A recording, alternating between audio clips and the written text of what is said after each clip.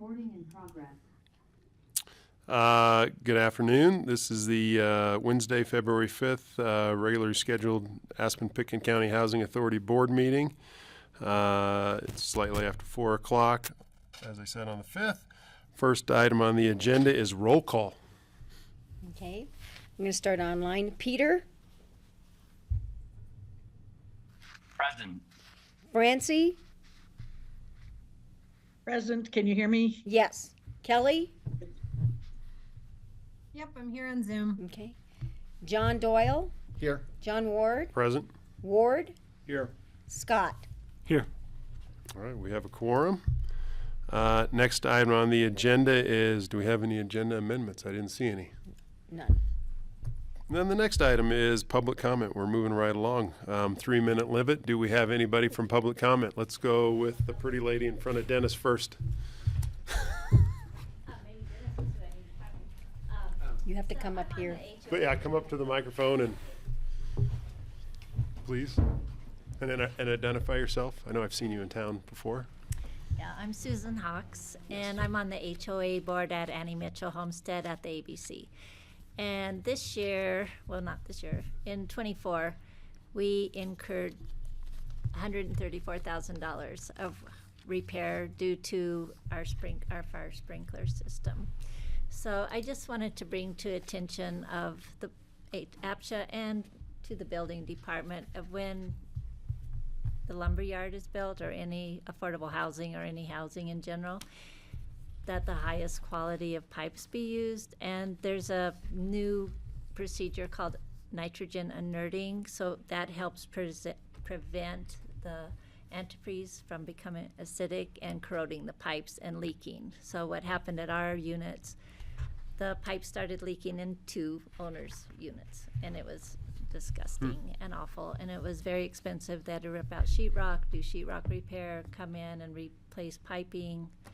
So I just wanted to make APCHA aware of those types of things that happen that start making affordable housing unaffordable because it's very expensive to fix. Insurance didn't help No, with those because what repairs? happens is you get a leak, Slowly. and then a leak, and a leak, and a leak, and you have to submit each leak as its own claim. And then you have to pay the deductible for each of those leaks.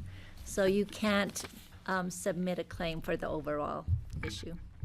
Interesting. So Okay. I just think it's really important to know about that, and fire monitoring as well. We had a lightning strike and it blew out our fire monitoring. So that's gonna be another $100,000 to fix, so. Did you say 143,000? Is that the number you gave? 134,000. 34. And was I that- know, Oh, go ahead. pardon me? I was going to say, is that just the plumbing cost of repairs, or does that include all the interior? So that included all the sheetrock repair, painting, replacing pipes, and the nitrogen inerting. Okay.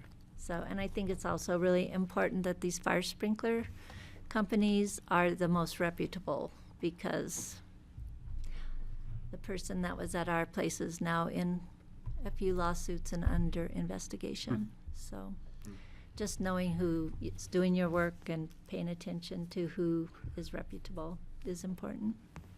Susan, I think it's been a couple of decades anyways, and Annie Mitchell was built, It was built in 2004. okay?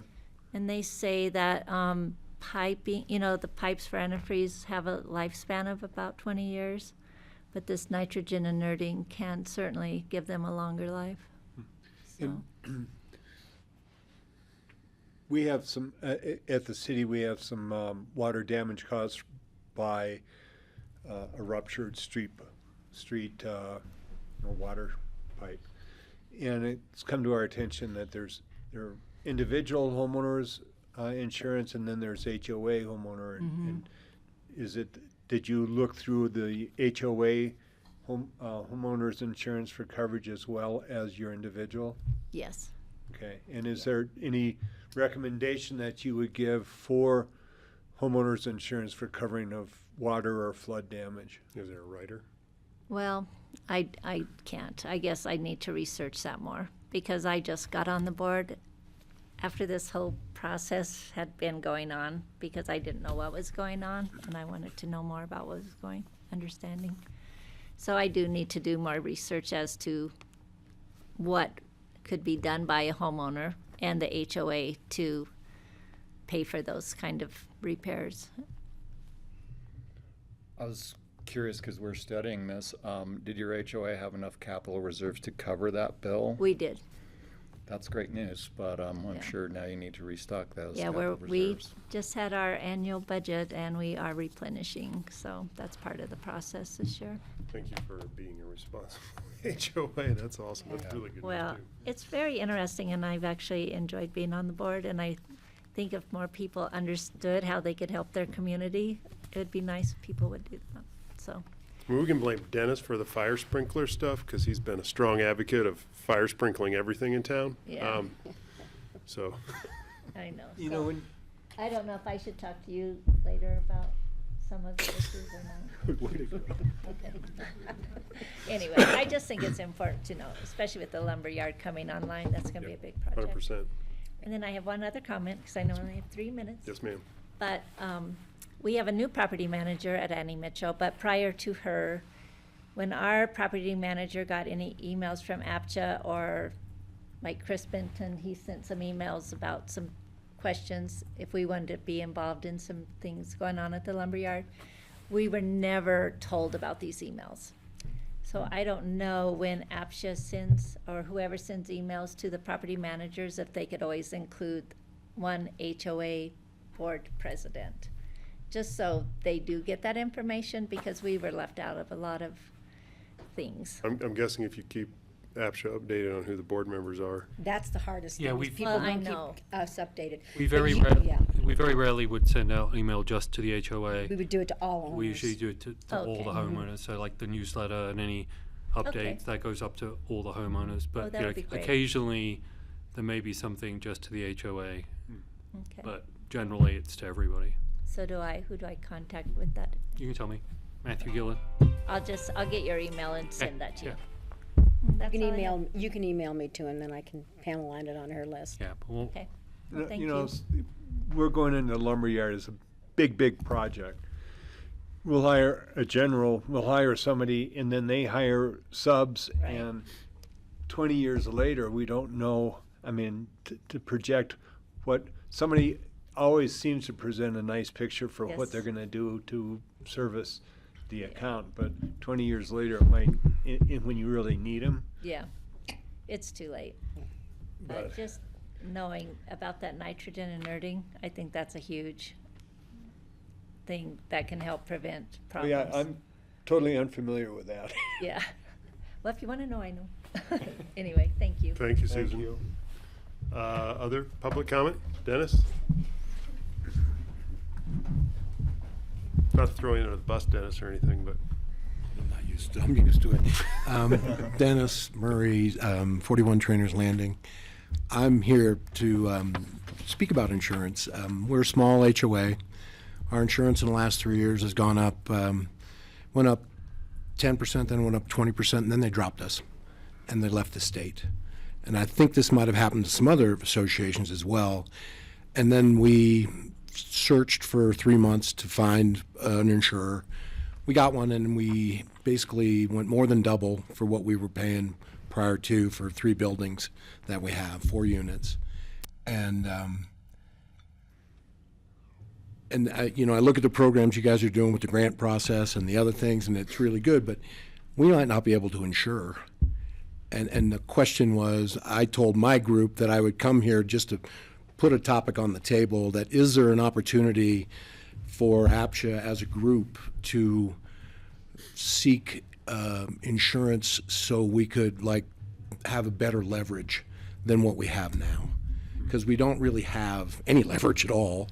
It's like we called to see how much it was going to go up for our annual budget, and they're like, oh, we're not going to insure you. I was like, well, when are you going to tell us? They really hadn't. So ours expires on the 14th of February. We have our budget meeting in November. So we, through this time, has got insurance, and we're covered. But I'm concerned about next year, and the year after, and the year after, and the year after.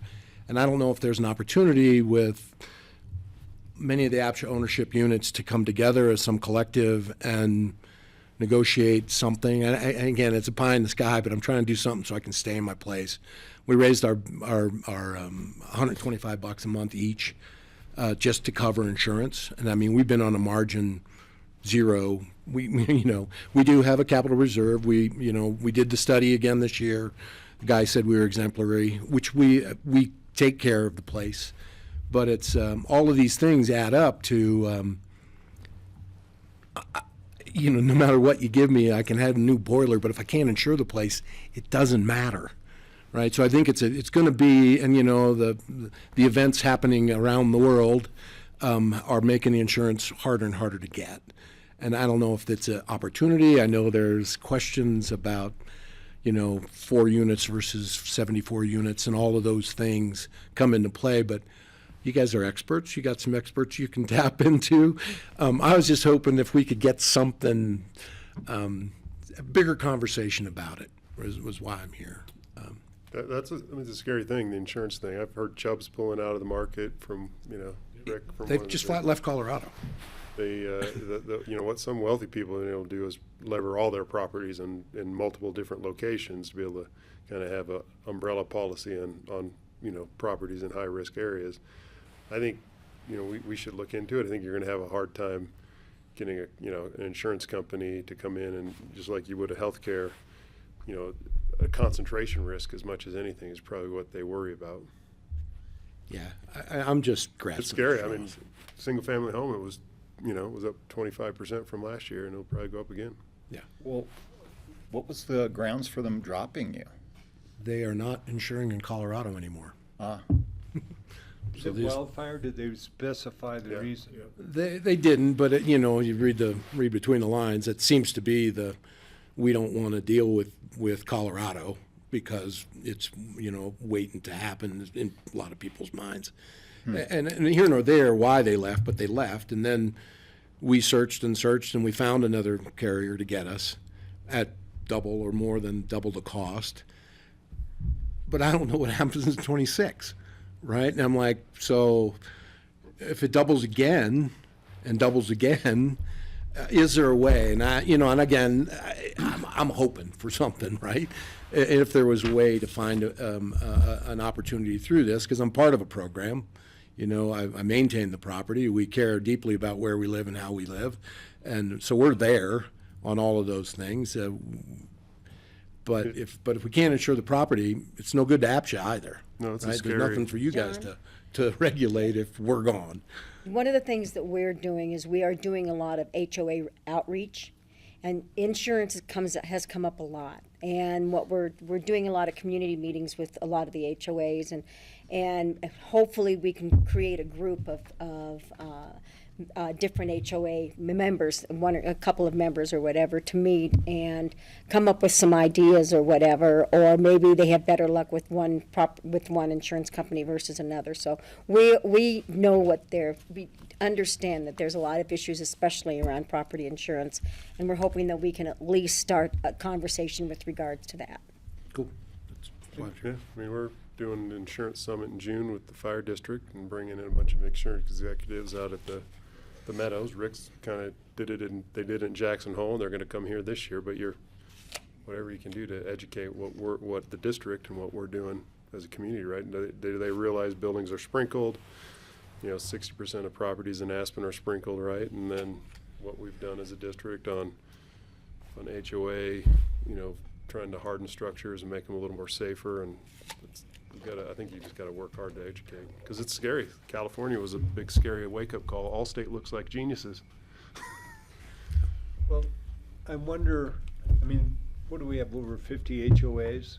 At least. And if you get all 50 HOAs to say, we'll insure with this one company. Yeah.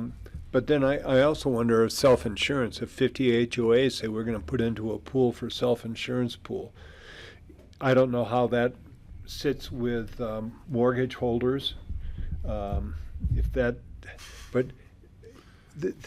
has to be something that can give you some kind of relief, because, you look at the fires in LA, they're going to spread that risk over, so that your wildfire insurance is going to increase just to help cover that. Kind of why I'm here.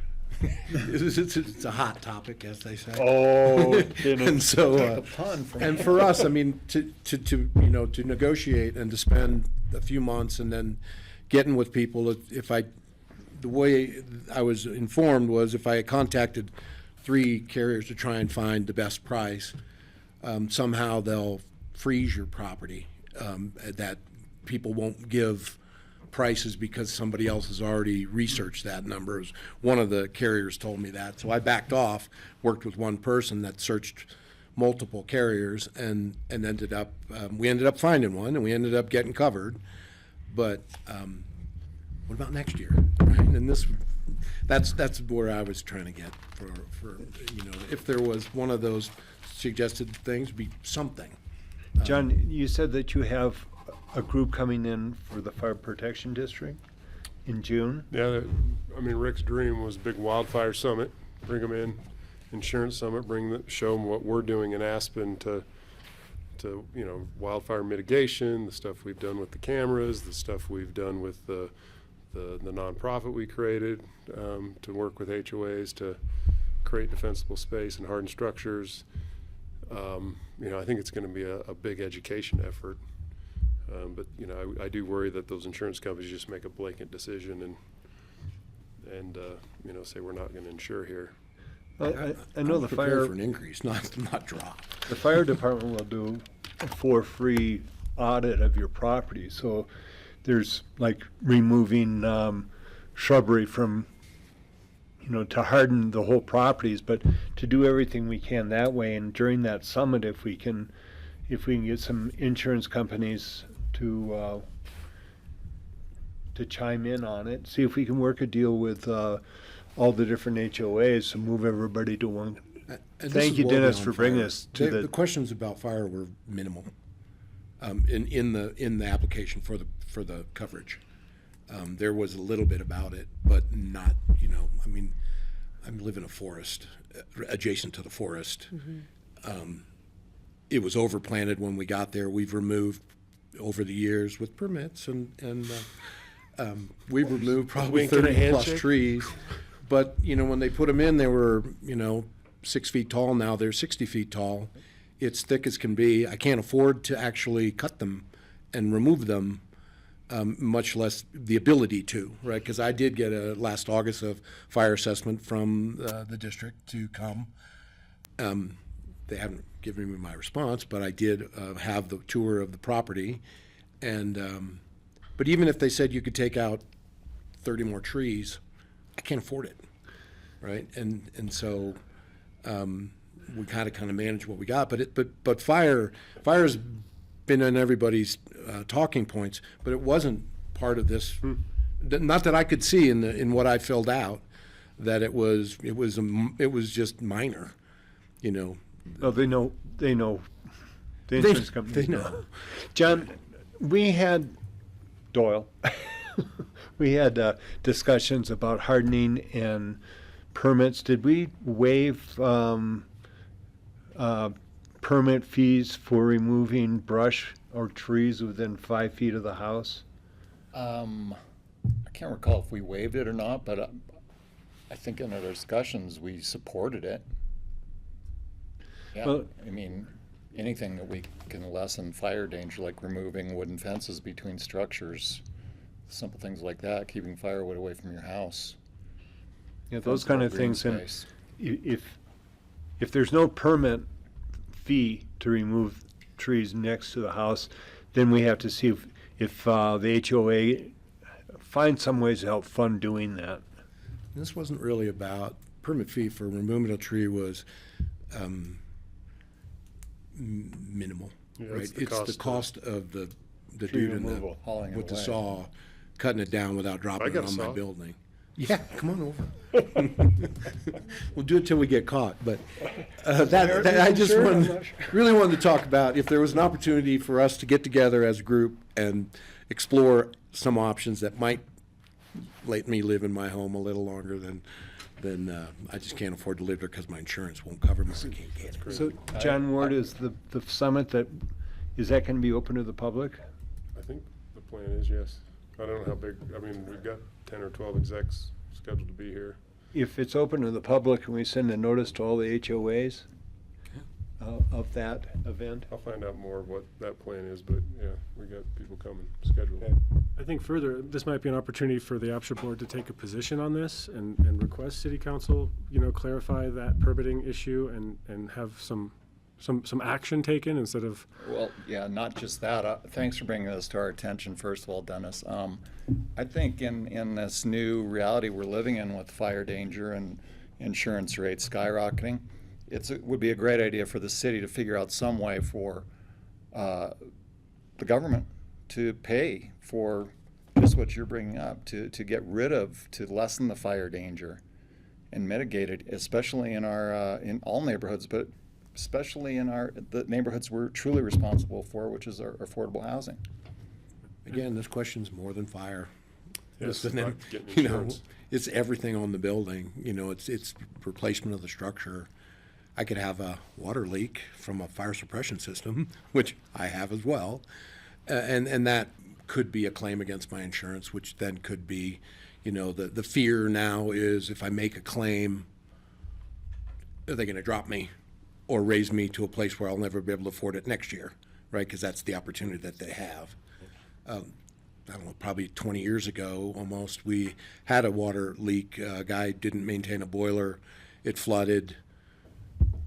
We had a claim against our association, the only claim we've ever had in the 23 years I've been there, and our insurance went up 73% the next year. Jesus.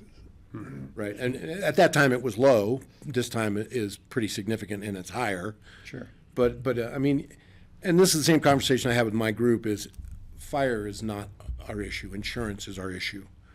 Fire is a issue, and I totally agree with that, but it's not the issue that why our insurance, why I don't have it, or why it's so expensive. Well, so I'm going to cut you off. Yeah, okay. 3 minutes, but Thank you. it's a good discussion. I think I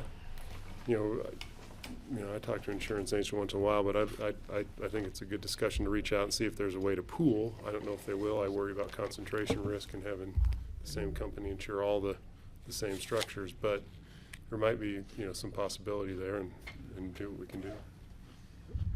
So. Thank you, Dennis. Thank you. Any other further comment, public comment?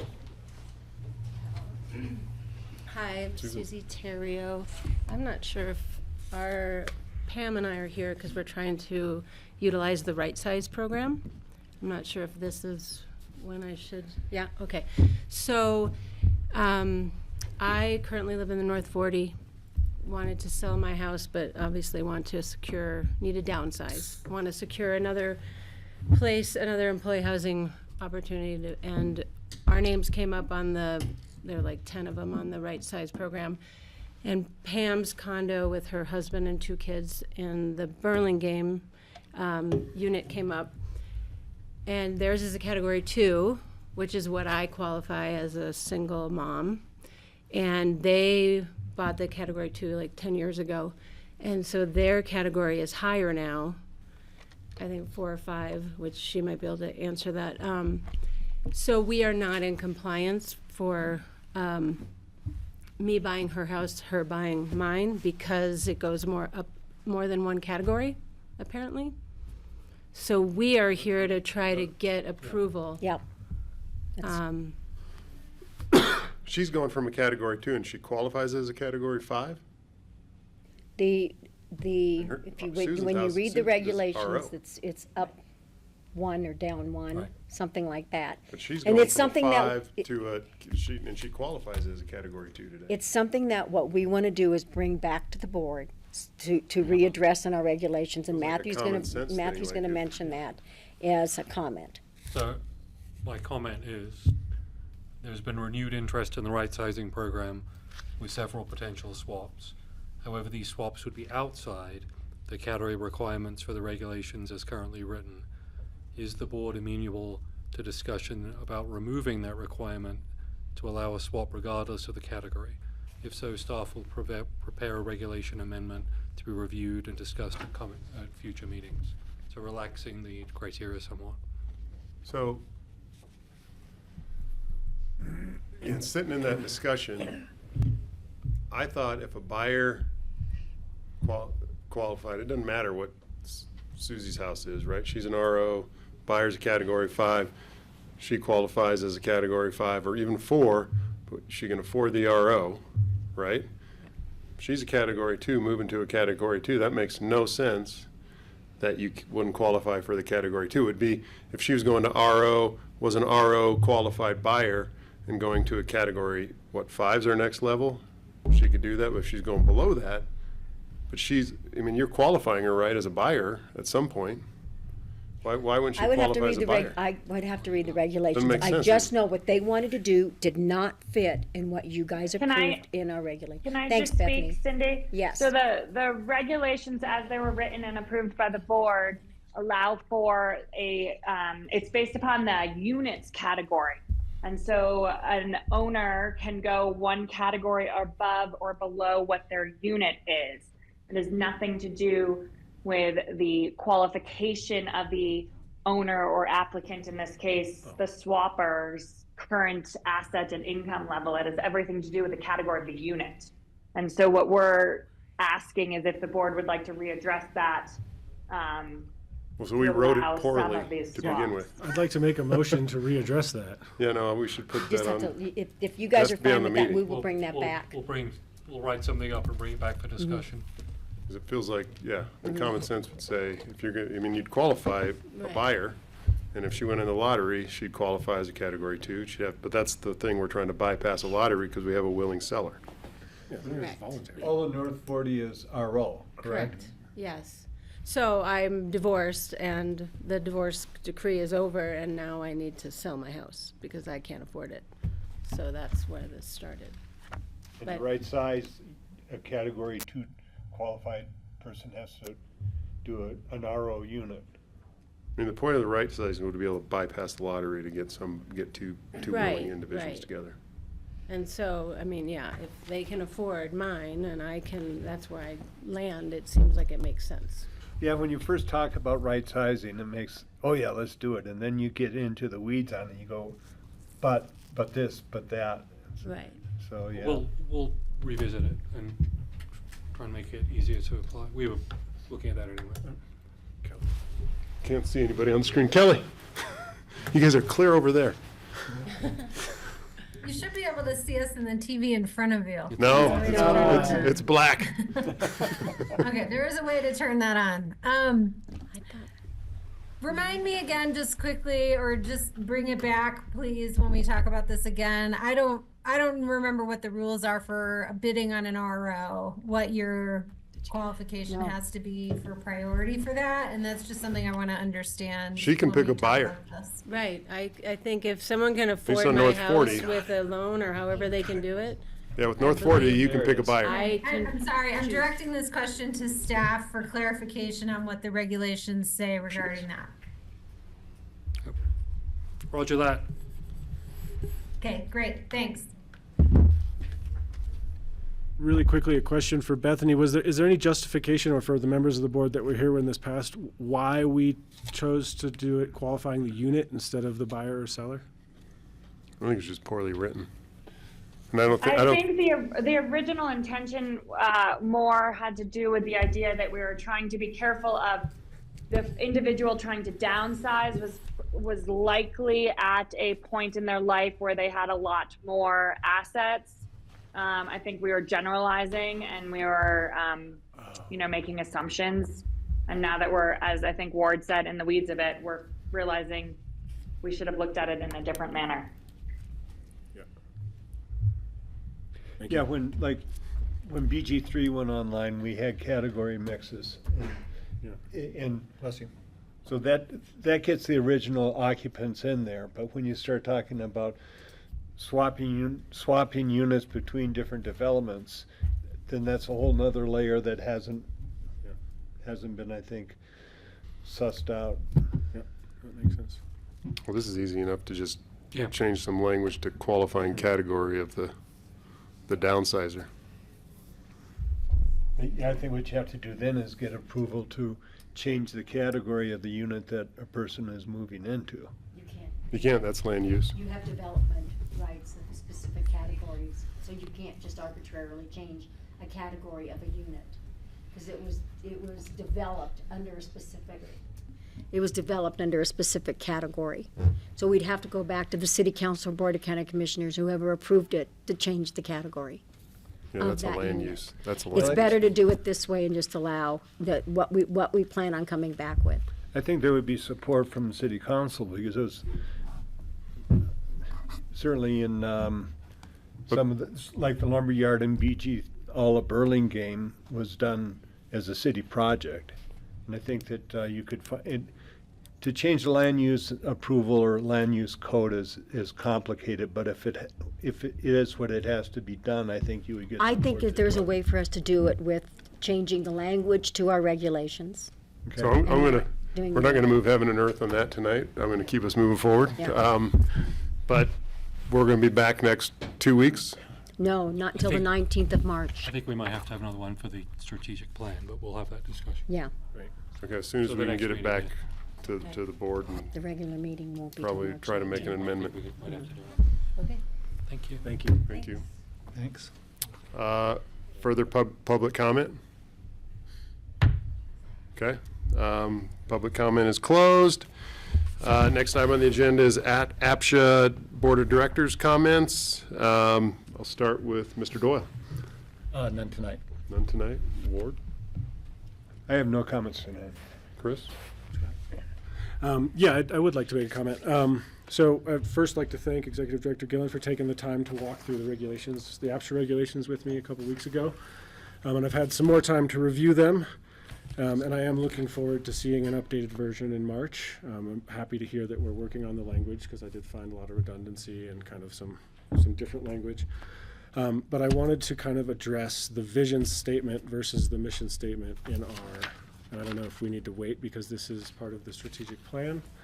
But as kind of a 30,000-foot view, the vision of APCHA aspires to cultivate the country's most vibrant mountain community, diverse, connected, healthy, and thriving. And then the first line of the mission statement states that APCHA supports affordable workforce housing for a sustainable community and a prosperous economy.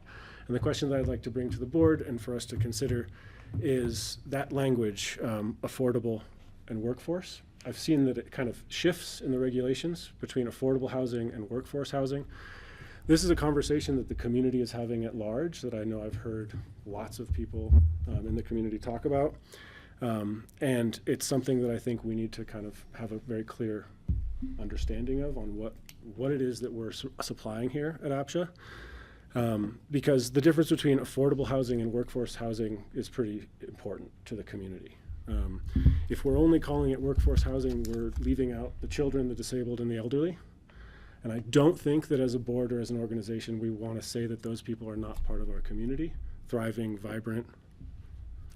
And so I want us to just kind of maybe have a conversation about it, maybe just think about it for our discussion later, but what is it that we're here to support? Is it the community thriving and vibrant? Is it workforce? Is it affordability? And that, I think, will help us guide the regulation editing process. In my opinion, I hope that we can lean towards the affordable community definition, because this will allow us to have generational families present that will solve a lot of the problems that our community is facing, including having reputable tradesmen here who are accountable 20 years after they install some sprinklers, that actually down the line does have economic impacts and can save us as an organization lots of money. So that's my comment. Thanks, Scott. Let's go online to Kelly. You're on the top corner.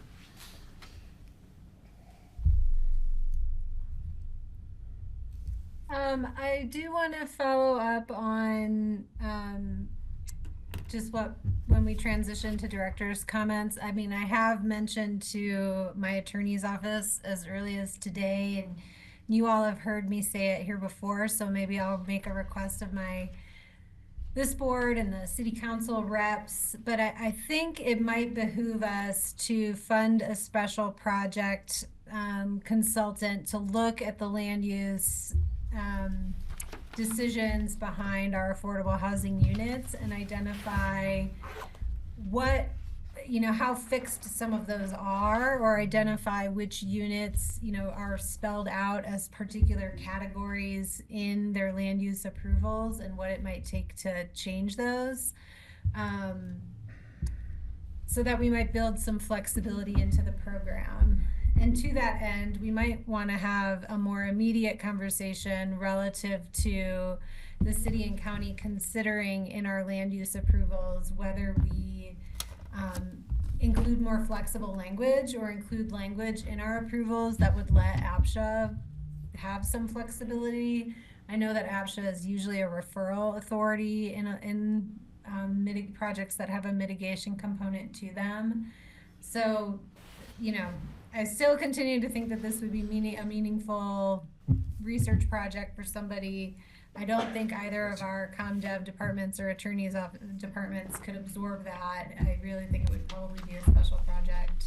And it could, give us some additional flexibility in the program to respond to the need on the ground relative to categories. We have some like really old mitigation tied to land use where it's like a single family home that's a category 1, these just aren't relevant that much in this community anymore. So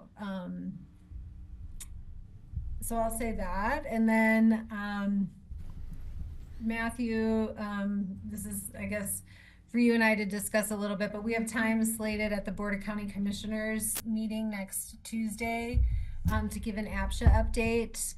I'm happy to give just sort of a simple update, but I guess I wonder if you think that it would be more meaningful to have that update scheduled at the BOCC after our retreat, unless there is a particular topic to bring forward or topics to bring forward for the BOCC next Tuesday. Kelly, you and I can chat about that, and there's different ways to do it, but let's chat tomorrow about what we want to do. Okay, sounds good. Thank you. Thanks, Kelly. Francie. Thanks a lot, John. I wanted to thank the members of the public who came in to speak tonight. I thought all three of them had incredibly interesting points, and I hadn't heard some of them before. Obviously, the insurance thing is front and center, but it's really valuable when the public comes in and talks to us. I find it one of the most interesting things that we do at these meetings. So I just wanted to extend my thanks to them. Thank you. Thanks, Francie. And Peter. No comment tonight. So this is meeting number 2 of John Ward as chairman of the APCHA board, and because I have future potential city council members on the board and probably new ones at some point, you're going to get to hear my rant on the entrance to Aspen and what's it, 2A? Referendum 2. Vote yes on referendum 2. We had Dennis here. We talked about the fire board. Dennis served on the fire board with me for a number of years. I still believe it's an orderly way to get people out of town efficiently, but I also believe that for 27 years, Aspen's been giving the proverbial middle finger to the people that come up and down Valley all day long, serve our community. And I'm one of those because I don't get to vote in the city election because we live in North 40. But we've tried the make it hard to come into town, make it difficult, make it uncomfortable. We've bussed, and we have a really, really robust bus service as compared to the Vail Valley, which I also oversee. It's an amazing bus service, and those buses are filled. I've been on them lots of times. The city needs to really think about what they're doing and think about the common good, not just the people that get to vote in this election. Hopefully everybody sees that. So vote yes on referendum 2. That's my public comment for today. Nothing to do with housing, but I'm going to say this over and over again. Thank you. Can I circle back for a sec? It actually does have a lot to do with housing. In my opinion. Thank you, John. When we put out BG3, there were some category 5, 3-bedroom, I think, that we reclassified those. So I'd be interested to get the minutia on how we reclassified those. I know that there wasn't a lot of demand, and we did reclassify those in the initial sales. So however that was done might help The address city what. made that Right. choice. It wasn't Sorry? us. It That was was- the city that that was- made that that choice. was the city, but we You guys can- approved the project, so you guys were able to change the categories on it. It had nothing to do with And that's what I APCHA. was, Yeah. that's what I was thinking, and that's why we could, if we approve the project on a BG2, which is part of a proposed exchange, we could conceivably change that again, change a category again. Well, I like Kelly's suggestion of, make them a little more flexible in the land use code to if, maybe it's the housing authority that is the measure, but hey, we've got a lot of category 4 housing applicants, but we've got a lot of category 2 or 3 units. APCHA goes to the approving authority and makes a suggestion and gets that changed. To me, that's meeting the needs of your community. Yeah, as I recall going through land use approval and annexation, everything for lumberyard, that we didn't set category mixes at the time that we got the land use approval. Any other comments? I think I was the last one.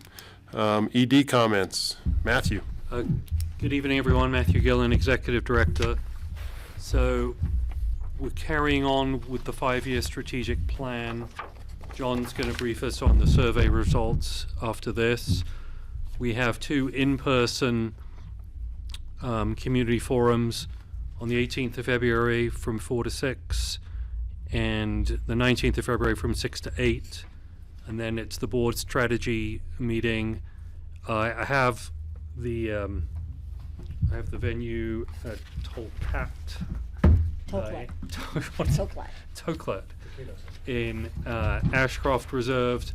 I just need the final, it's just waiting for the final okay from you guys. It's about a half-hour drive from Aspen, so I just wanted to flag that. But it looks like a very nice venue, and we'll buy you lunch, and we're going to do that from probably 8:30 till 1. And What's the date on that? the 20th. I sent out the email, then I sent out an Outlook invite, so you should have it on Outlook. It's Thursday the 20th. I'll send that round again. And we're doing a very vigorous advertising campaign for the community forums in English and Spanish, in the newspapers, social media, and several other venues. So we're taking that very seriously. Further from that, both the hearing officers have signed the contract, so that is done. I'm just checking with Tom Smith on getting in touch with both of them. Are we allowed to discuss procedures? Tom Snyder reached out to me today and wanted to have a chat, and which is very nice of him, but I just want to clear with Tom Smith if that is kosher or not. Hopefully they're really slow. The hearing officers. They don't have a lot of work, that's all I'm saying. The contractor working on the HOA Capital Reserve highlights, he's compiling highlights which we'll share with the board. The Essential Repair pilot program year 2 is live, and we did a press release and we got some nice press on that. Also wanted to flag in the packet, Liz, responding to your questions from last time, did some digging on repair costs, so Liz did a nice memo on that for you. And I'm glad to hear Francie say she loves, these public events. We have quite a few more being planned. I think there's one in March. I should have that for you. And we're also getting Molly Foley-Healy, the HOA lawyer, up here, hopefully 3 or 4 times this year. And we have several coffee mornings. And also we are discussing some, not strictly HOA, but catered more to HOA forums. So we're working on those as well. And that is it. Thank you. Cindy. We do have some units that are coming up for rent this coming Friday. We have, believe it or not, we have 5 one-bedroom units at Aspen Country Inn that are coming up. And we have 3 or 4 2-bedrooms at Truscott Phase 2. They are 2 tax credit properties, so the rental rate is quite low. But please, please, if you're interested in rental, please sign up for notifications, because those will be advertised on Friday for everybody to sign up for. The income on those, the qualifying income's pretty low too. It is, probably, right? 60% of AMI. And the 2 bedrooms are a lot harder to fill because it's tax credit. We are bound by and required to not go over that income level. We do not have a choice. So it's when we put out there, this is, if you're making this amount or less, please sign up. If you're not, we can't. We really have to go by what people are going to make within the next 12 months. So it's not it's gonna make? What they're going to make for, we How do still you look at what determine that? people did last year, but for our tax credit properties, they look at what somebody's going to be making within the next 12 months. So paycheck stub, is that how you qualify? With that and employment verification forms, it always has to come from a third source. It can't be somebody bringing something in. Bank accounts we have to look at as well, and that has to come from a third source. So it's a lot of extra time that we have to do on these tax credit properties when we qualify somebody. Okay. Has trust got 2? Trust got phase 2. A question. I think we've looked at this before. Can't we buy out the tax credit? Not until with T2, I think we have about 5 or 6 years left. Aspen Country Inn, unfortunately, we did a huge remodel and refinance a few years ago, so we still have about 25, 26 years now to go with ACI. And we looked into trying to, Yeah, and you there's can't, nothing. you It's just government- can't. it's the government. Right. We floated that with the city finance people a number of times, and they can speak more clearly if you're really interested. But the answer is because it's more because of the investor that bought the tax credits.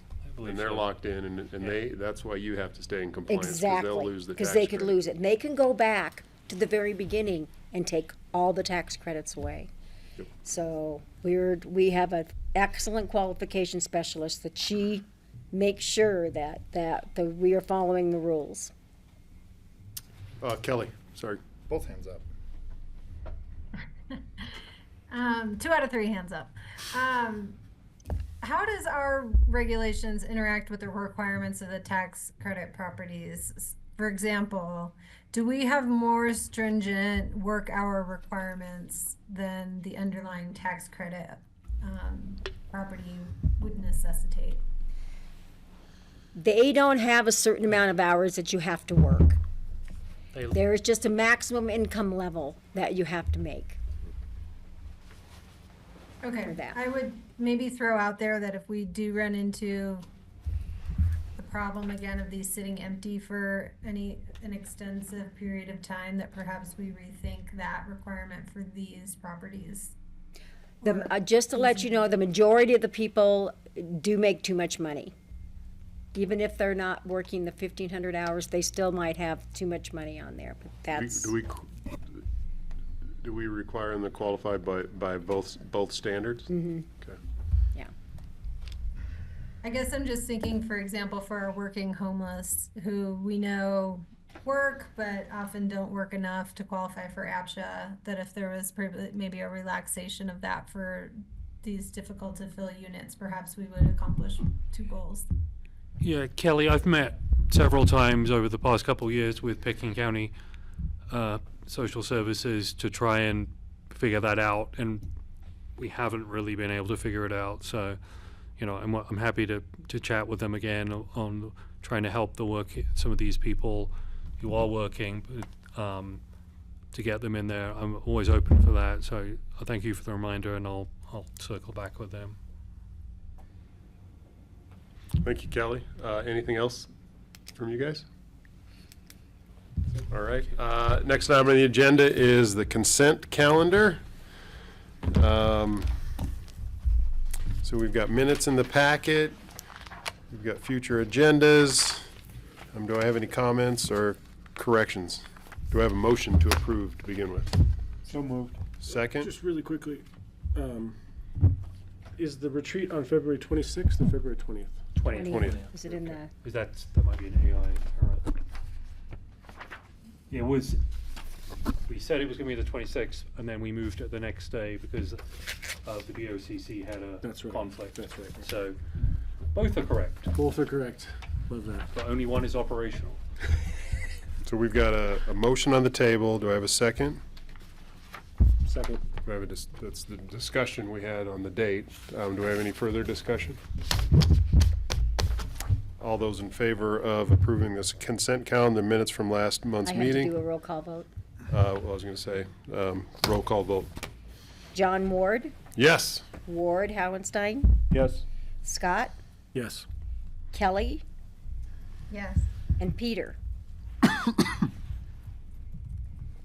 Yes. Great. Okay, next item on the agenda is the strategic retreat update, community survey results summary. Mr. Dougherty, where's he at? He's online.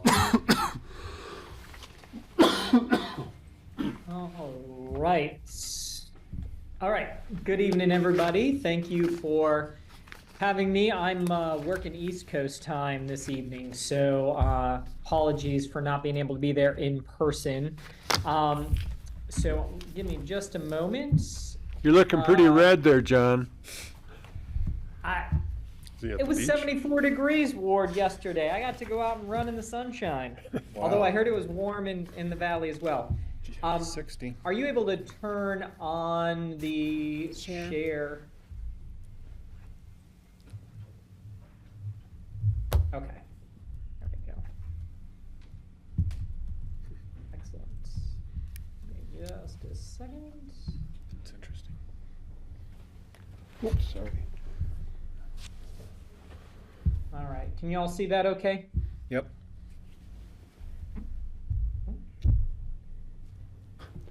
Classic. All right. I'm going to just do a quick refresher on where we started last time, and then we'll dive right into the survey results and an opportunity for you to offer any feedback or questions. So the goal of this process is to develop your next 5-year community-informed strategic plan that'll focus on any updates to mission or vision, your 4 to 5 value statements, building off of the ones you already have, and then up to 5 goals and three specific, measurable, attainable, and realistic strategies per goal to inform a working strategic plan for the next 5 years. This is the timeline we're following. So we issued a survey in December. We then extended that a couple weeks into the new year based on some feedback that was a bit of a busy time for a lot of the folks. So we extended that a little bit longer into January to allow for more people to participate, and I think we had a pretty good response there. We're offering this update today, which should say February 5th.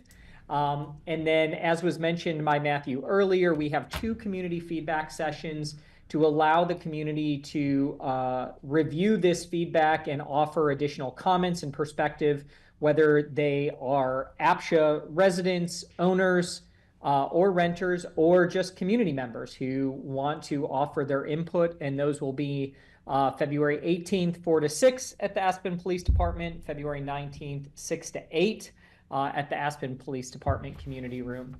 And then we will be in the strategic planning work session for 4 hours, where our goal there will be to take any information I hear from you today in response to some suggestions to the framework, as well as any feedback we get from the community sessions that will be shared with you in the morning on that session to inform a final plan, and then you will be able to move that forward for final adoption at your March meeting.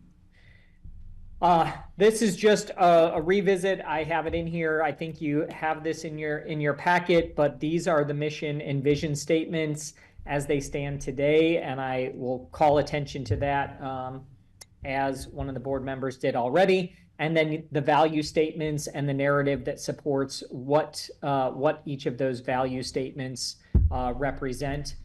Both of those components, particularly the values, we did include as part of the survey feedback.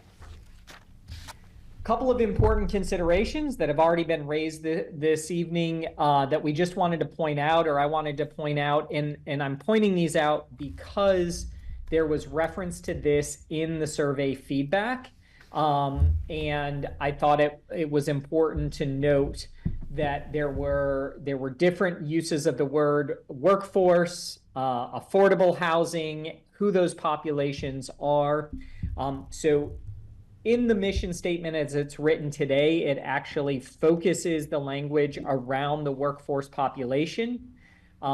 In the role definition, as outlined in the mission statement, APCHA sets policy, management, development, communicate, and partner in a manner that is responsive to changing needs of program participants in the community. So that is the mission of the work of APCHA. Role definition from a vision standpoint, as was referenced earlier, cultivate a vibrant mountain community, diverse, connected, healthy, and thriving. So I wanted to point those out because just as was mentioned earlier this evening, there's a lot of openness to how that can be interpreted. And so I saw a lot of interpretation of that and different opinions of what those words meant in people's feedback. That is something for y'all to consider as part of this opportunity to update your strategic plan. In the role definition in both mission and vision, it does not currently speak to external policy or practice activities like advocating for changing zoning, transportation solutions, economic mobility of individuals. And I'm calling that out because that was also something that was noted in the feedback as what some people believe is the role of APCHA in providing this resource and solutions that APCHA should be solving for. I don't have an opinion on that. I just want to call it out that that is not noted as part of your definition in your current mission or vision statement, but it is something that some of the feedback indicated should be part of the role of APCHA.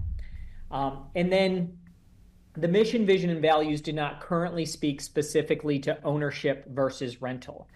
And I'm calling this particular item out because there was a lot of feedback or opinion that went in different directions about whether or not APCHA should be ownership and rental or a pure rental program, and several suggestions in there. So just things to put in your cap for consideration as we go through the high level themes and trends that came out of the survey. So overall, we had 291 responses to the survey. It's broken down here who were APCHA property owners. Largest, obviously, all of them fell out in Pitkin County resident in some way, and people could select any that apply in this case. What is notable is relatively smaller number of APCHA renters. This was offered as a questionnaire offered in both Spanish and English. We only had 2 responses to the QR code in the link on the Spanish questionnaire, and we had 289 of those came through the English version of the questionnaire. So diving into the questions, there's a lot of content on these, but I wanted you to see these are the most repeatable themes that came up around. There's 2 ways we ask this question. The first one is, why is APCHA important to the community?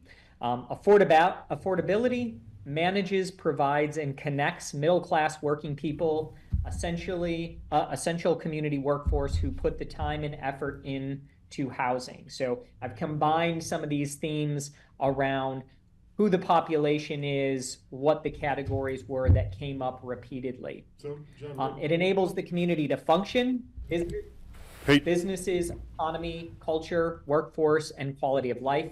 John, real quick, sorry to interrupt. So when you put these in bullet points, are they in any particular level of emphasis? Or are they just purely a summary?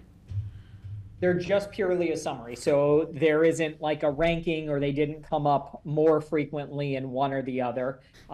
They are just the themes that came up most consistently or repeatedly throughout the responses. Okay, thank you. Yep. Builds community, contributes to character and vibrancy, fosters diversity, builds the fabric and gives it a soul, provides security and stability for locals. Enables multi-generational families to stay, prevents a disjointed community managed by affluent second homeowners with workforce that lives elsewhere, reduces the commute, traffic, and the related climate impacts. It provides a foothold for newcomers, stability for middle and later life, regulation oversight that is needed in subsidized housing programs, and housing inventory in the community's most important is the community's most important and valuable asset. And it provides an essential community resource, centralized, coordinated strategy, structure, safety, and accountability to the critical issues of affordable housing. So a lot of content in there, and this question was really geared at what is the value of APCHA as sort of an institution? What does it enable to happen for the community through its existence? When we went into the top priorities for the next 5 years, increase the number of properties, particularly in rentals. So this is where we started to see the theme of focusing more heavily on the rental properties or expanding that area, or in some cases, suggestions that APCHA would be best served to be a purely rental-focused body. Improve conditions of existing properties, including HOAs, generate necessary funds to do so. And again, just to answer your question from earlier, consistently, these are not in rank order. All of these slides are just summary. But this is something we've heard come up before. Create an ADU, a seasonal worker program. And there were multiple references to the Turns for Tenancy SKICO program as a possible program that APCHA could replicate. Encourage, incentivize right sizing, so the buy down, the bridge programs for retirees, restructure the whole system. So we had some people that felt that qualifications, categories need to be adjusted to categorize workers instead of housing units, simplifying the application, simple, more efficient, automated validation process. So lots of different comments that specified areas that individuals may have had complications or been frustrated by that are sort of bundled in that whole system restructure. Support private sector who want to build affordable housing, so partnering in that way. Increasing transparency and stop favoring city and county employees. This came up a few different times as a perception that city and county employees have an advantage or greater access than some other individuals. Increase compliance with eligibility and mitigation requirements, and remove people for non-compliance. Improve management communication and the customer experience. Plan for expiring deed restrictions came up a few different times, and I don't know enough about the process to know what exactly that means, but it did come up and you'll see it referenced later as well. And then partner with employers to purchase, manage, and fund increased affordable housing. Understand the real need over time. And this was will also come up in future comments about, do we really understand the need, and do we need to have a more comprehensive housing plan study that is inclusive of affordable housing or APCHA housing against the entire need of the community.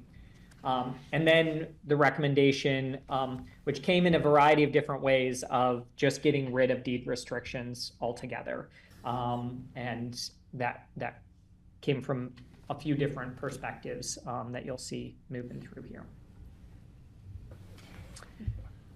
So in the next 5 years, online conditions, occupancy, compliance dashboards, some way to have greater transparency around specific things such as units in disrepair, occupancy, alignment with family size and need, compliance, and availability. And so this was all bundled in a variety of ways of people speaking to transparency about how to access the system, what is available, what is the condition of the units that are available in a more visible way to the community. New funding sources dedicated to maintenance expansion and right-sizing opportunities. Desired outcome would be no lawsuits or lawyers. And this came up in other comments like decreasing legal action or the need to engage legal assistance to navigate the system. Minimal vacancies. Alignment of program size with data-informed needs. So again, updating the housing master plan.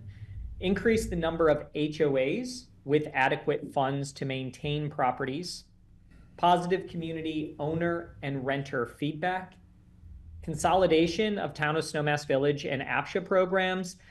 This came up a couple of different ways with some questions about why they're separate or their systems are separate or their approach is separate and could they be aligned. No net loss of existing supply from deed restriction expirations. Conversion of current owned housing stock to rental housing as owners leave.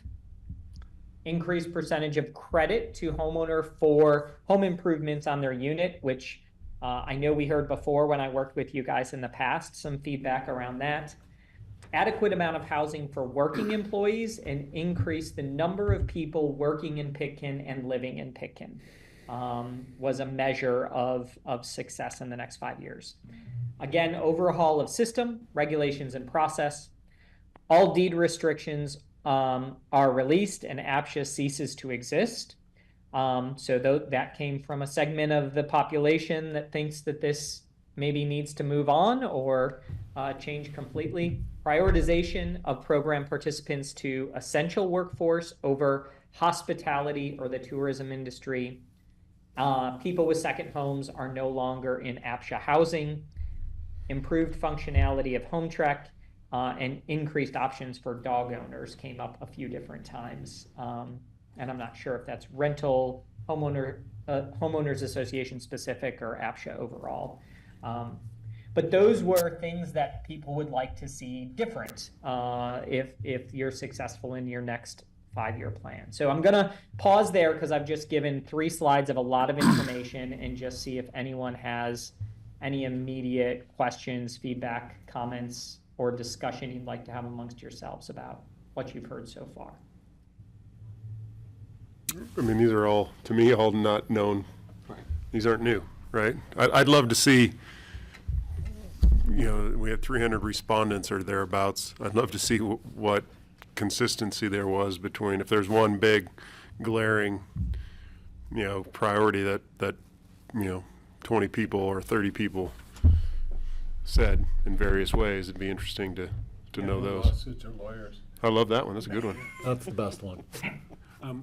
Did we do any statistical analysis on the results of these surveys? Do we have any of those figures about what is kind of floating to the top in terms of most frequent responses? Yeah, that's a really good question. So I had a little bit of an exchange with Matthew about this because the staff looked at it as well. And the reality is there is nothing that stands out particularly strong. There are some positive things that were commented on. But there was nothing that was a glaring, and to the point you've already made, most everything that we hear in here and based on my brief exchange with Matthew around the conversations that he's had with staff, these are consistent ongoing themes. And I think that's pretty important for us to consider because there's also an acknowledgement in looking at the work that you have been doing that some of these things are actively being addressed. They just may not be visible to everyone in the same way or at the same level. So it may not be their personal experience, but there are several of these items that either have been explored or are in process. But In looking at it from a statistical standpoint, there's no, these all rose pretty evenly to be the top out of, long lists of data. There was nothing that stood out. Peter? Yes. I don't know if this is related or not, but it came to mind as you were going through this and wondering, to your point about what we have been working on. I think it would be interesting to look at our agendas and our meeting minutes. I think you can do this through AI and just put it in there and see how much time we're spending on different issues as a percentage of kind of the board's time, to see, where we're spending our time relative to what the community is asking us to focus on. I think that'd be an interesting way to look at it, and a way that you can use the strategic plan to actually focus your agendas. To say, if we identify these goals and strategies, are they on the agenda at every meeting for at least a check-in to say, is there some progress on any of these things? And I'm going to show you sort of a framework of how I've bundled this for you to look at when we get to the end here. Any other comments John's got. Just one, I'd be curious to know on the overhauled system, on all deed restrictions are released and APCHA ceases to exist. Be interested to know if most of those responses came from ownership or rental. I think that would be telling. That is so I think it would be telling, and I can go back and look at that for sure. We do know that a majority of the responses did come from owners. And so I would certainly make an assumption, but let me look into that for you, John. Thanks, John. All right, so we asked about sort of the biggest hope of affordable rental and ownership as part of this survey. And so these are suggestions and things that people are saying, here's what we would like to see happen over the next 5 years. And so one being a pathway from rental to home ownership, an ADU program. So again, SKICO, turn for tenancy, was referenced a few times. Incentives or rewards for investing in or taking care of your home. And you saw that in another framing of like a higher percentage that you're able to get at the time of sale maybe, but also there were some suggestions of just some sort of ongoing recognition or incentive or reward for ongoing maintenance. Enough inventory so the lottery isn't needed, less abuse or taking advantage of the program, and comfort or confidence that the program is being used as it was intended. Shorter time to housing, where APCHA is ahead of the demand that exists out there. Diversity of population in the housing. Occupancy is right-sized to the size of the family and optimized for use of the available inventory. All inventory is well-run, well-maintained, well-designed. And an example that I just pulled out, someone actually specifically called out Truscott. And then someone noted a bonus if it was really sustainable or net zero, or there were a couple comments about the climate impact in that space. Moving away from ownership to affordable, well-managed rental units to free up inventory, entry-level, smaller, in-town, and walkable employer investment. So I kind of combined some of that feedback of the various strategies that people talked about, of it being more in town, more walkable, in partnership with employers, and smaller in size. Target ownership to specific workforce housing goals or needs of the community. This got spelled out and tied back to an overall plan for housing, and then also got tied back in another way to the priority populations based on the community's need, where they use language like essential workforce. Who is essential to making the community run, and how are we prioritizing those needs? what is prioritized to the economy, our unique economy, and how is housing facilitated for specific populations to meet that business need. So that goes back to that sort of thriving economy statement, and how you might look at that component of your mission and vision. Owners feel taken care of and protected by APCHA. The hearing officer role is gone. I don't think that's going to happen. I think I heard 2 contracts were just re-signed. Looking beyond workforce housing to community housing, and this was again sort of a call out on how you categorize the mission that was mentioned earlier. Improved technology and better maintenance. People feel like they have options or are hopeful for housing and are generally optimistic about APCHA. So this was tied back to general satisfaction with their experience engaging with APCHA, a sense of optimism that there's enough housing in place for it to be feasible for someone who newly moves here or is trying to gain housing to get that. The buildings are fixed, repair, maintenance, fixing, HOAs that have adequate funding, those all fell into that same sort of theme. Aligned income level and qualifications are aligned with the market, so making market adjustments to those income qualifications for the different levels of housing. Accessible process and help in navigating APCHA without repercussions. Again, this also was a more specific call out to the interactions with feeling supported and helped by APCHA in order to gain housing, as opposed to challenged by APCHA to gain access to housing, some of those sentiments. More creative approach to partnering with businesses for growth and inventory, that was mentioned earlier. APCHA is seen as a critical part of making the local economy and community thrive, not seen as a subsidy or gift, but an intentional strategy. I pulled this one out because I thought it wrapped up several components of what was said in other ways, contributing to the economy, contributing to the sense of community, and also that it was done with intention around what is the need of the community and how are we meeting that need with who we're prioritizing access to. No one questioning the integrity of APCHA, private, independent of city government, running like a business, and transparent, fair, and equitable process and management.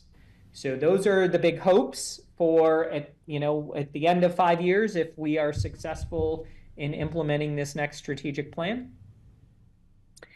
And then we went through, and this was just helpful to look at the values of APCHA as they're claimed today. And Peter, this speaks a little bit back to, if you think about what your goals are and how are we doing in terms of investing time, this is an evaluation of, these are the values that we say drive the way we approach our work, whether it's board or staff, and our relationship with the community. How are we doing in that space? So yellow focuses on the satisfactory level. So I just noted that in the first 3, public trust, quality service, transparency, the highest ranking was all in the satisfactory category. But I also want to note, not significantly. You also had some pretty strong numbers in other areas as well. And we didn't have any of the categories that were dominated by excellent necessarily. On accountability, you were across the board. Some evenly people saw it concerning, unsatisfactory, and satisfactory. So not on the high end of performance, but you had a mixed bag when it came to that piece. Efficiency and effectiveness came out strongest in the unsatisfactory category. Equity came out strongest in satisfactory. Innovation, unsatisfactory. Came out strongest in that category. What's interesting about this is we didn't have anything that dominated any of these categories at greater than 50%. So you have a very mixed bag. And unfortunately, we didn't have any that were dominated in the excellent category in any of these. But it's just a measure of people's perception on that, and something to consider when thinking about this is a lot of values to sort of answer to, and is there a need to focus on any of these particular value areas where you may want to spend more time, be more intentional, and get stronger as you think about your next plan. When you talk about work plan goals and performance on the strategic plan and the associated goals, organizational excellence, governance and operational infrastructure, ensuring success of home trek, 39% satisfactory, ensuring financial and housing stock well-being, 31% unsatisfactory, 32% satisfactory on assuring the integrity of the social compact with the community and residents, 32% satisfactory, earning and maintaining public trust. I think that this is an example of areas that I know have been really intentional in talking with staff and also just watching what you do, the engagement, the community, the papers where Matthew is in the paper talking about different things and educating people about APCHA, the engagement around the online sessions that he does to invite community members to ask questions, or he brings folks in to provide information. Some of those might be examples of where people are seeing progress there that was intentional out of your last plan. Applying housing expertise to help build community, 32% satisfactory. Again, nothing showed up excellent. We had, it was satisfactory, unsatisfactory, and then concerning showed up in all of them at a moderately strong level. So going back to the earlier comment, nothing came out in any of this feedback that is glaring one direction or the other. We're in those 30s, 40s space. So the additional comments that stood out, we asked if anyone had particular comments in response to any of this feedback. And these were it's a much shorter list, but these are the things that stood out in terms of performance on the strategic plan and work goals. A perception of harassment of owners that is problematic, and that there isn't an accountability measure for that or a way to manage that. Home trek is not easy to navigate, and people sensing that it hasn't shown improvement over this last period. And so that was noted because it was called out as a priority or a goal area. Organization is either poorly managed, understaffed, or both. So I had all three of those comments, and so I bundled those together. Paying to be part of the lottery is not right. There were several comments, or enough comments that it caught the attention when we were running through this and analyzing this, of different people's perception of the whole lottery process. But what stood out to me was the comments about having to pay to participate in that. And I don't know enough about that process, but it did stand out. Lack of transparency, need to simplify and reduce bureaucracy in the process, that it feels unorganized, that APCHA employees have a bad attitude, and that the board is weak. Now, there wasn't more that I could say about that. It was more about alignment between the board and the staff on positions, and is the board aligned and consistent in supporting the decisions of the staff? Are the staff clear in understanding and in understanding what the board's direction is on certain things? That sort of commentary is what I summed up in that piece there. And then this is the other question that we wanted to ask, and this came from the group when we were developing this, is why is APCHA important to you personally? And this is just a good way, and I think should be something that y'all in many ways should be really proud of, is people acknowledging that without APCHA they could not live and work here. It's where people do find a sense of community. It enables community to exist. People love Aspen, and APCHA is part of Aspen. There's no Aspen without subsidized housing. It enables my business to exist by housing employees. It allows me to be able to live where I work. It allows me to stay in the town I grew up in, keeps Aspen from becoming a billionaire haven, enables us to have a family in this community. Don't believe the town would survive without it. It gave me a chance to eventually be able to live in free market housing. So I thought this was a really great question to add because it's easy in these surveys to pull out things that people want to see improvement on, and that was the intention of this, so we can focus our efforts in the next strategic plan. But it's also important to pull out where people really do find value. And there were a lot of comments about this, people's ability to stay here, people's ability to get a foothold and raise a family here, people who were able to stay here after multiple generations, and only through APCHA housing was that made possible. So, John?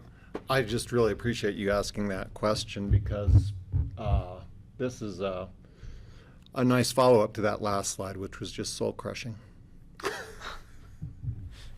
well, you know, you always have to remember, John, that this is the intention of this is the opportunity to hear it, and we have to look for those outliers and anomalies, and then we have to look for where's the core. And I think what you want to look for in these statements is if this, what it means to people personally is the core of why APCHA exists, then how do we build on and emphasize this in our strategic plan? How do we think about goals and strategies that are going to highlight the success that APCHA does create over getting pulled into what is inevitably, in a very large system, going to have people having bad experiences because it's a large system trying to meet a lot of needs. And so you have to balance both perspectives on that. So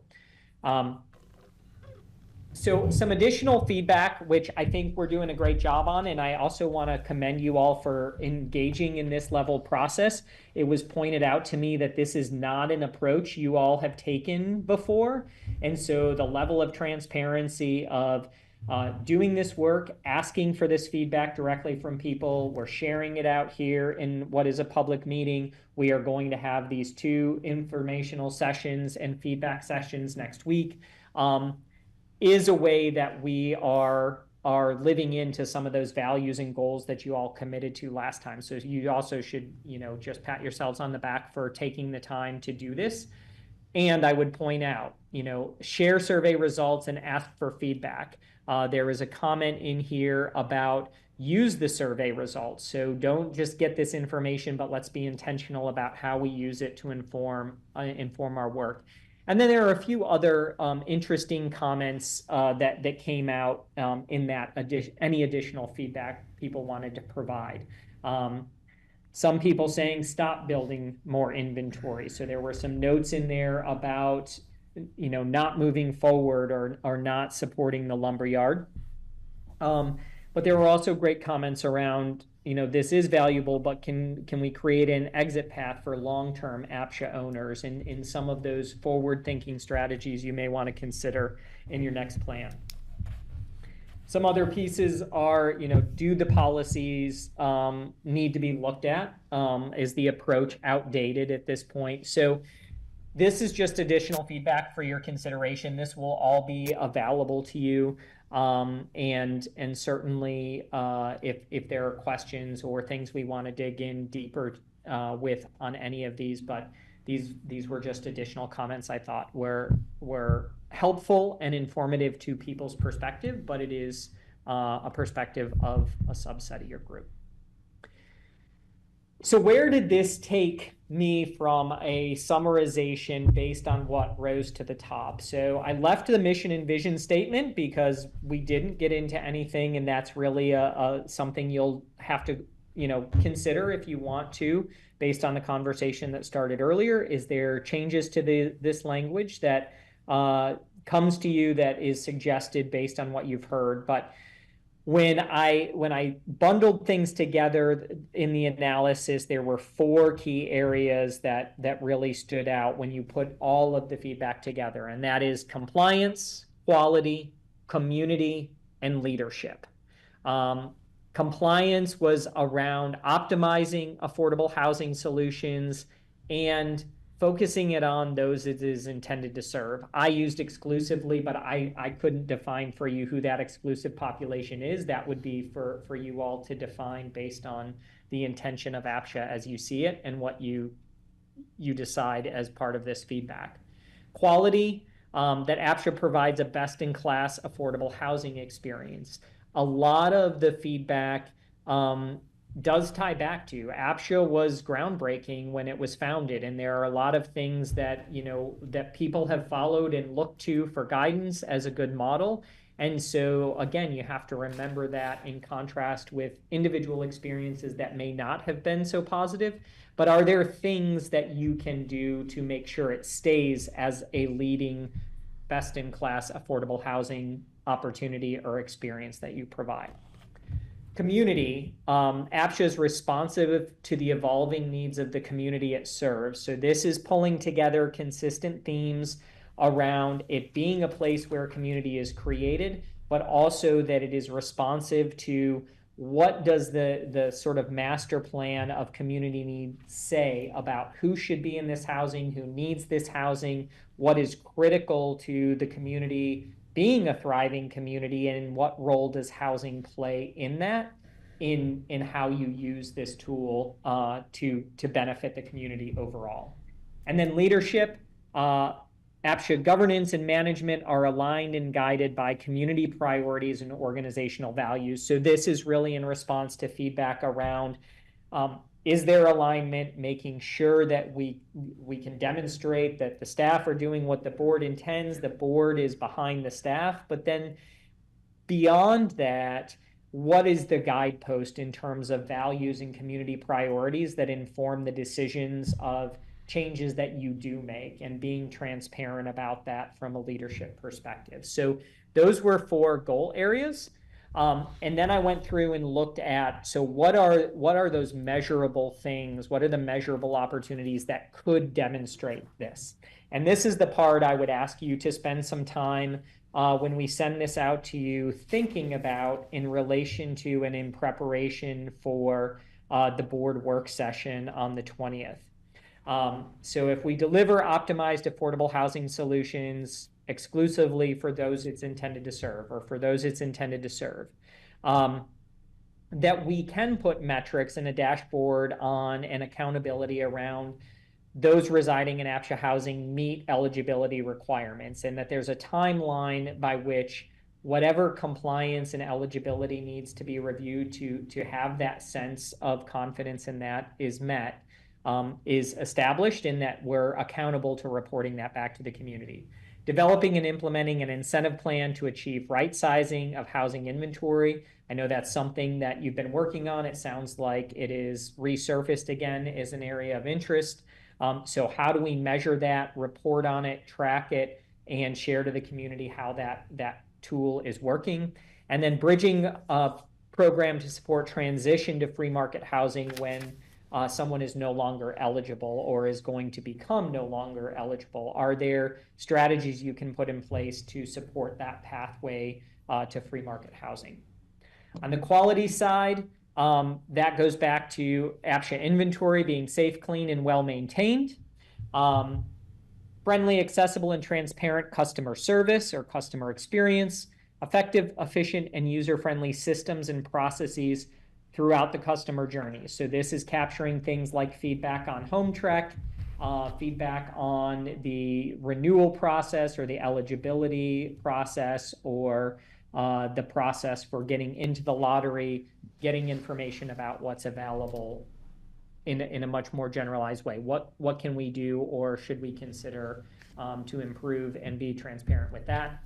In community development and annual maintenance of a comprehensive, affordable workforce housing needs, assets, and gaps, so that we are staying current on what are the needs of the community and how is APCHA being used to support the workforce needs that support the community. Program eligibility that is in alignment with community workforce needs and priorities. This goes back to that question early on that was raised around, is this workforce specific? I can't answer that question, but I just wanted to point out, I used that language tying it back to the mission statement. And some of the feedback we received, but we also did receive feedback that suggested we need to look more broadly at the community, which I think was also proposed earlier or suggested as a consideration to look at. And then leadership, APCHA board and staff provide clear, consistent, transparent communication to strengthen and maintain the public trust, consistent, proactive, and intentional community outreach and engagement, which is already underway, but how do we make it more visible? And actively support and advance regionally responsive housing solutions.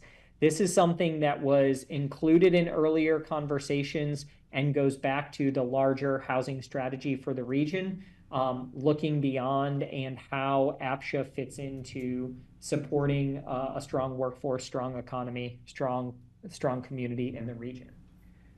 So those are just some examples. And the reason that I want to pause a minute on these is this is where we're going to spend our time with the community next week, is we're going to provide an update on a lot of the information that I shared with you this evening.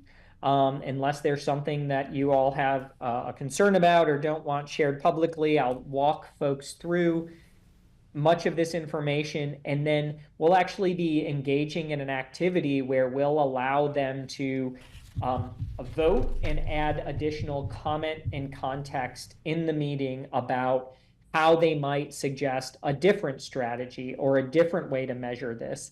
And I will be bringing the information gathered from folks in those sessions to our work session on the 20th, so that you will have real additional context and content.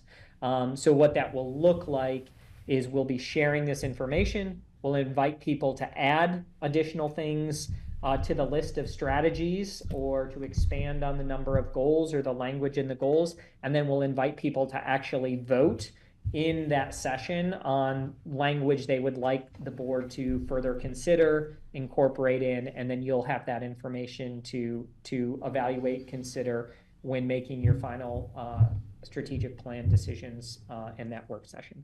Peter. What was the process we did at the Inn at Aspen?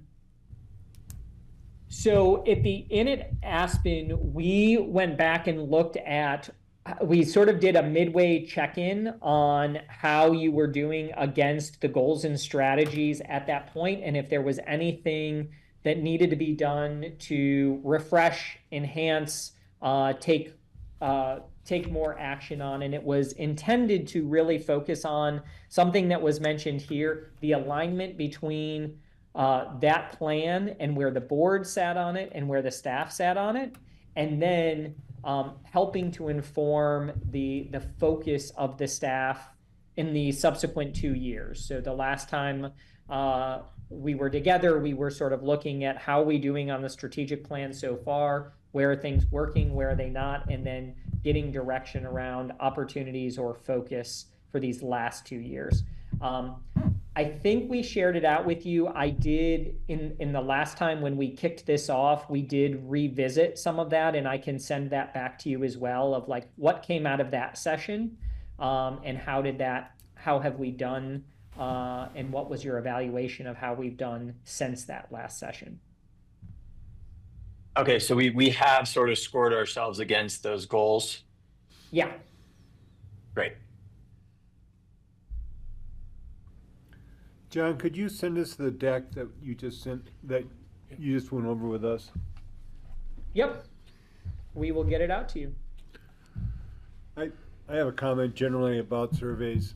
In so many of them lead us or me to want to get defensive. I want to go, well, why do you say that when we're doing this? A lot of them are contradictory. You need something better at this, but you need to have something that's contradictory to it. So to have a survey, but what would be really useful, I think, is to be able to meet with the people that have a strong opinion and talk through it. I know it's part of outreach, but a survey is one way, but that's like a drive-by fruiting from Miss Doubtfire, you know. Good reference. You know, somebody can, a letter to the editor, you know, you make a comment, but you need to be able to start a dialogue instead of just a comment. And how we can make this process a dialogue process, interactive, and discuss with the people that have answered the survey, you know, what we've done and what can we do, and this is what we've tried that hasn't worked, and instead of just a survey, a community dialogue. Yeah, I completely agree with Ward. I'd like to follow up on that. I mean, I'm feeling a little bit of whiplash after seeing some of those survey results. We definitely had lots of contradiction in what we were hearing.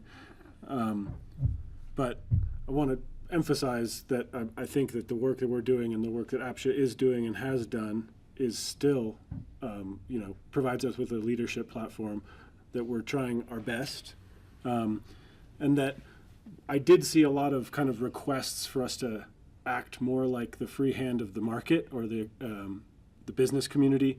And I would just point out that the value of a single family home since I was born here has gone up 10,000%. And that's a really difficult kind of benchmark to follow. Even Adam Smith agreed that the role of government and non-government organizations was to fill the gaps that were external to the economic system. So I think it's important for us to kind of recognize the good work that we have been doing and also use this as a platform to do better. Today we've discussed a couple things: the insurance issue with our HOAs, zoning and land use, and helping to bridge people from what we're calling subsidized housing or affordable housing or workforce housing into the free market. I think those are areas where we as a board can provide a little bit more leadership and guidance to staff and to the city so that we can address those concerns and become a leader again. Well, I'm going to wrap this up. There's a lot of information. I think it's going to be good to have the deck to go through. I don't know, you know, honestly, if you want community outreach, and this really isn't community outreach, this is, here's the data, vote on the data, give us some more feedback. But I think, you know, going forward in our first, and I'm going to say first retreat because I think there's going to be more than one, or should be more than one, but come up with our value statements, maybe refine some of the stuff that we've got on the paper today. Pick 5 goals, measure what we've done, and make some priorities. And then the community outreach goes, hey, this is what the APCHA board has determined as 5 or 6 or 10 top priorities. Whatever that number is, give us feedback. I mean, I already have ideas on what I think is important, but it might not be what everybody else thinks important either. And also, I'd say thank you again to the members of the public who came in for public comment today. I think it's really important. I think anybody who's watching this meeting or hears or looks at the minutes to realize that we do want to hear from the public and we do want more engagement. So we welcome your comments and we'd love to have you more present at our meetings. I mean, I think that's, like, our timeline here is really aggressive. Yeah, I want to make a comment for context. John Doyle and I have gone to a number of CAS meetings, which is Colorado Association of Ski Towns, which also includes Moab, you know, your famous ski town in Aspen, or in Colorado, Jackson Hole, Salida. Park City. Yeah, so these are communities that share the same challenges that Aspen shares, but at those meetings, Aspen is always held up as being, this is what we want to try to do.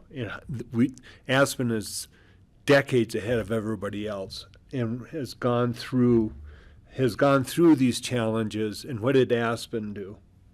Well, and we continue to be on the leading edge of it, because now that our housing stock is older than everybody else's, because we started sooner, we're seeing these problems with capital reserves and maintenance and right sizing and all those things. So we are going to be continue to be looked at and followed, and it's up to us to do the best job we can, not just for Aspen, but really for the rest of the state, all the other ski towns. Yeah, and for the people that have taken the survey to have that context, I think would be important. They're not going to go sit through a couple-hour meeting on housing in ski areas, but it's, I mean, it ain't as bad as some people think it is.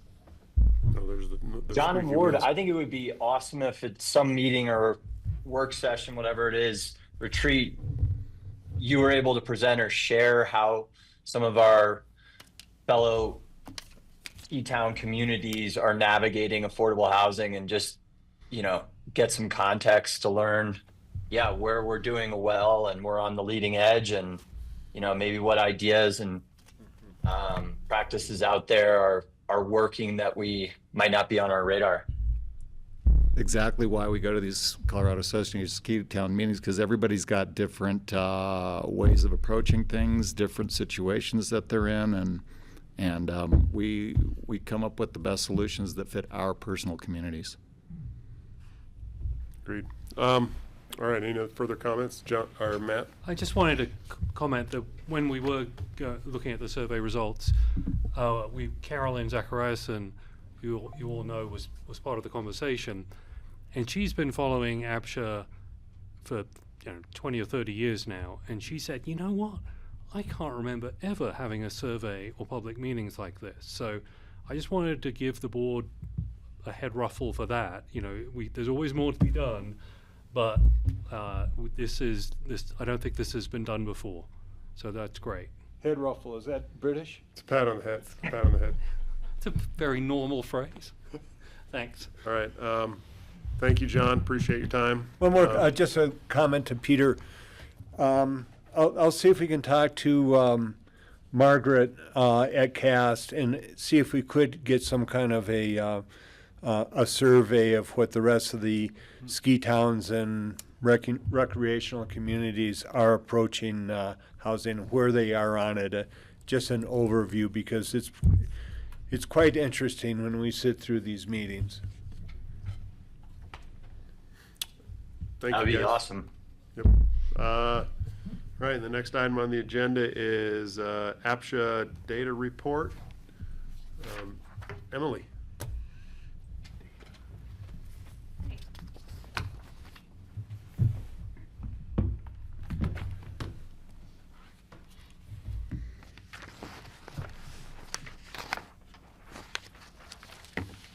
Emily's debut.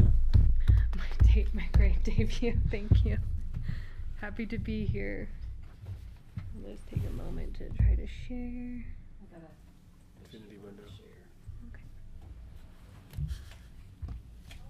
Cindy, are you going to be able to email us this presentation? Yeah, we'll get that to you. Yeah. Thank you. Yeah, what do I do for that? Sorry. I'll just make you co-host.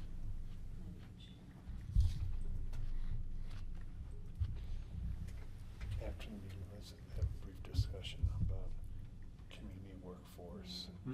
Yeah.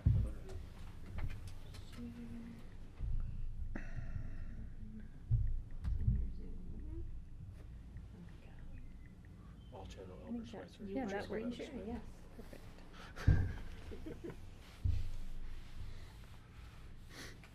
Okay, here we go. So I was here briefly last meeting with Liz, but I'm Emily Maynard. I'm the new housing policy analyst with APCHA. So shout out to Liz, because she gave you this data report last time, and I kind of took what she did and jumped off from there. So thanks to Liz, and she also gave me feedback. So, and I put slides together, but this is an informal conversation, just looking sort of backwards at what happened data-wise in APCHA last year. So informal conversation, shout out any questions as they come up. We'll just start with some APCHA inventory. This should look similar to what Liz showed in the fall. Our biggest thing last year was finishing up at Burlingame. We added 40 units in 2024. And yeah, I think that's certainly something to celebrate. And total units, we're sitting at 3,219. Our ownership units, I made a note, 559 of those are detached ownership. So I think that might have been broken out in the last report, and I kind of lumped it together there. And just a note on my slide deck, I kind of did what Liz did, and I provided tables, and then I put it into a graph. And just for you all, I know that different people absorb different data in different ways, so I tried to have like a visual representation and then a table next to it just so you could absorb, but normally the chart is representing what's in the table next to it, so it's not repetitive, it's just the same data in a different form. Looks like Peter has a question. Can I ask how many units are employer owned? Like if you can include that in the future? Yeah, you can definitely ask that, and I can include that in the future. Employer-owned units.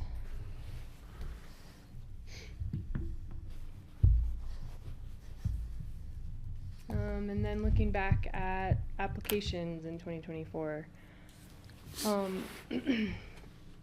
So I broke it down into long-term rental, tax credit rental, seasonal rental, and then sale ownership applications. And then I kind of further broke that down into qualification versus requalification. And you'll see that the majority of applications are approved. And then I also think it's worth noting that staff processed 1,335 applications last year. So quite a few. And I made a note at the bottom. The most common denial reason for the long-term rental qualification applications was being over the income limit. The most common denial reason for rental requalification and sale was they were unable to prove full-time employment. And then some of the other denial reasons were they were under minimum occupancy standards or unable to prove income and assets. And then you'll just note that there were 2 denied seasonal sublets, and that was the people who got approved for those seasonal units never lived in the unit, and we found out that they were trying to sublet the unit to somebody to make a profit off the unit, and so those people were denied and not allowed anymore. So that's what that sublet means. Can I just ask, so 99 people for long-term rentals requalifications, 21 people were denied. Did those people have to move out? Yes. Yeah. Yes. Okay, thank you. Sure. We usually give them a year. Peter, they usually have a year. I mean, they're not out on their rear immediately, but yes, they have to move out.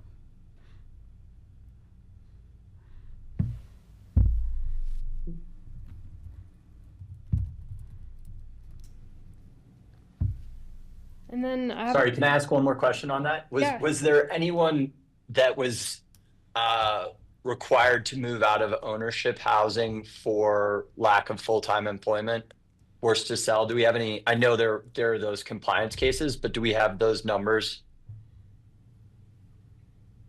Sorry, can you repeat? In ownership units, did we have to Yes, have when anybody if move they out? were not in compliance based on the affidavit, and weren't able to prove full-time employment, I don't think how many that's- people were? That's not captured in this report, but it is something I have in the back of my mind to give you a fuller briefing on that, because we've done some good work. So that we'll be getting back to you on people selling due to compliance actions. Thank you. Yeah, so that's a good point. I did not include compliance in this because it is, I think, a bigger topic or discussion, and this was just meant to be sort of a big picture overview of some things in the APCHA inventory. So how was your workload, by the way, at 1,335 applications? Maddie's busy. Were you guys busy? Yeah. Okay. When the lumberyard comes up, another 277. She'll retire before that. She's young. She has threatened that. I'm sorry, just one more question. So the 21 that were not able to requalify, that are given a year, I would love to know how many of them were able to get into a rental unit that they did qualify for versus being forced to move down valley or out of the valley. Yeah, I don't think we'll be able to capture that, Peter, but that's a good thing to think about, but I don't think we have access to that right now. Peter, I think you would qualify for the Colombo Club. Oh, one more thing. I appreciate the discussion. It's meant to be like that. I have a couple of slides on bids and lotteries. So I broke the first one down by category. And I'll just note that these bids are driven by what's available, right? So largely category 4 units. So there were the most category 4 units available for sale, and so we saw the most bids. And I have another table that kind of shows some sale data with that. But I thought the bidder statistics were the most interesting thing. The average bidder work experience in years was 8.4. And we saw quite a range of work experience for the bidders in the lotteries. The minimum years experience for bidders came out to average of 0.082, and then the maximum was the 37.1. And those are just people bidding. So I also broke it down into winners of lotteries. So minimum years work experience for winners was 5.42 years. And what is 0.082? Yeah. Like oh a yeah, month? it was months. So they'd been here less than a year. 29 days. Yeah. But how does they even So I was qualify gonna do for a the math buyer's? on that. How do they even qualify to bid on a ownership unit? Anybody, Bid. anybody who Yeah. starts working full-time in Pitkin County qualifies. And they won the lottery. But I thought that was Just- for rentals, They but were just No, for bidding. sales? for owners, Bidding. for sales as well, but we have a priority system. The 4 years. So 99.9% of the time, they're not gonna win. We're not gonna get down to their name. But the fact that they did win shows the lottery works and it is a real lottery. They should have bought a lottery ticket. Well, they didn't. They were bidders at this point. This is bid Yeah. data. Yeah. So for the winners, the best lottery result for people who have under 5 years work experience was 3. So the way the lottery works, the person who comes in at 1 gets to say if they want the unit or not. So you do get rewarded, right, for more years of work experience, and this kind of demonstrates that. And then average years of work experience for lottery winners, so those people that came in winning those lotteries, was 14.5 years. So kind of significant. Pretty serious time investment. Yeah. There were, people who bid in the lottery that had 30 plus years work experience too, so. My heart goes out to them. Yeah. But It was rough. is that skewed a little bit because they might have been moving from one unit to the other? They might have already been in housing. Yeah, that could be skewed. The other thing about this that I should have mentioned is it is a little bit skewed because of the way the Burlingame 3 lotteries, we had lotteries where we kind of clumped some units into one lottery, and those were like units, and so people were bidding in one lottery for multiple units, and that's not really represented that well in the data, because that one of those BG3 lotteries could have been for 3 or 4 units, but it just counted as one lottery. And that was just the way the data was stored in HomeTrek. I probably could have picked it apart, but I decided that was not a good use of my time.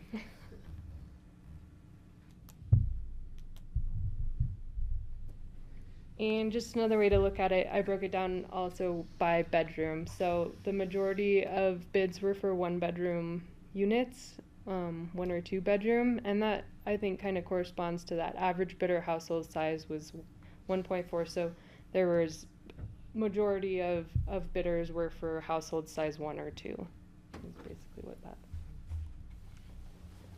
And that's what we see here. This kind of holds true with what we're seeing at the fire district, where we built, some apartments and thought, well, we'd have families we'd be taken care of, and we had some 3 bedrooms, and the vast majority of people want a 1-bedroom unit. They're young people, but makes you wonder what mix you should be building. Yeah, it's It hard changes. Yeah, I know it rolls, but I think that's related to what we were talking about earlier, where transportation, childcare is all associated with housing, and this is kind of a wicked problem. I don't want to get in the childcare business. Is there any data on where the winners or bidders are currently living? If they're in employer affordable housing or if they're living down valley? Yeah, so I think the way that data is captured is, are they, already in APCHA housing? Are they in other deed restricted housing, or are they in free market housing? And I think they probably choose from a drop down or something from those options. So we do have that data stored in HomeTrek, and I think because, forgive me because I'm new, but because of the way there's some priority for in-complex people, the majority of winners were already in APCHA housing. But there were some winners that came from free market housing and 1 APCHA units. And then I don't know what the other deed restricted housing would be in the valley, but there were a couple of those as well. I'd love to see that data if you can share it. Sure.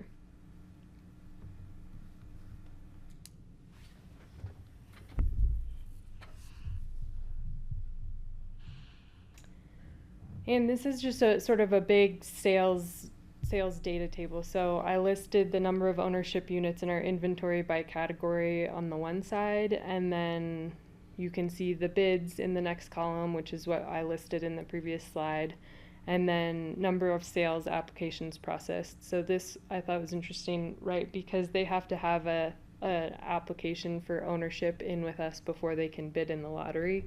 And in 2024, we still processed 15 Category 1 sales applications, even though we didn't have any Category 1 units available for purchase last year.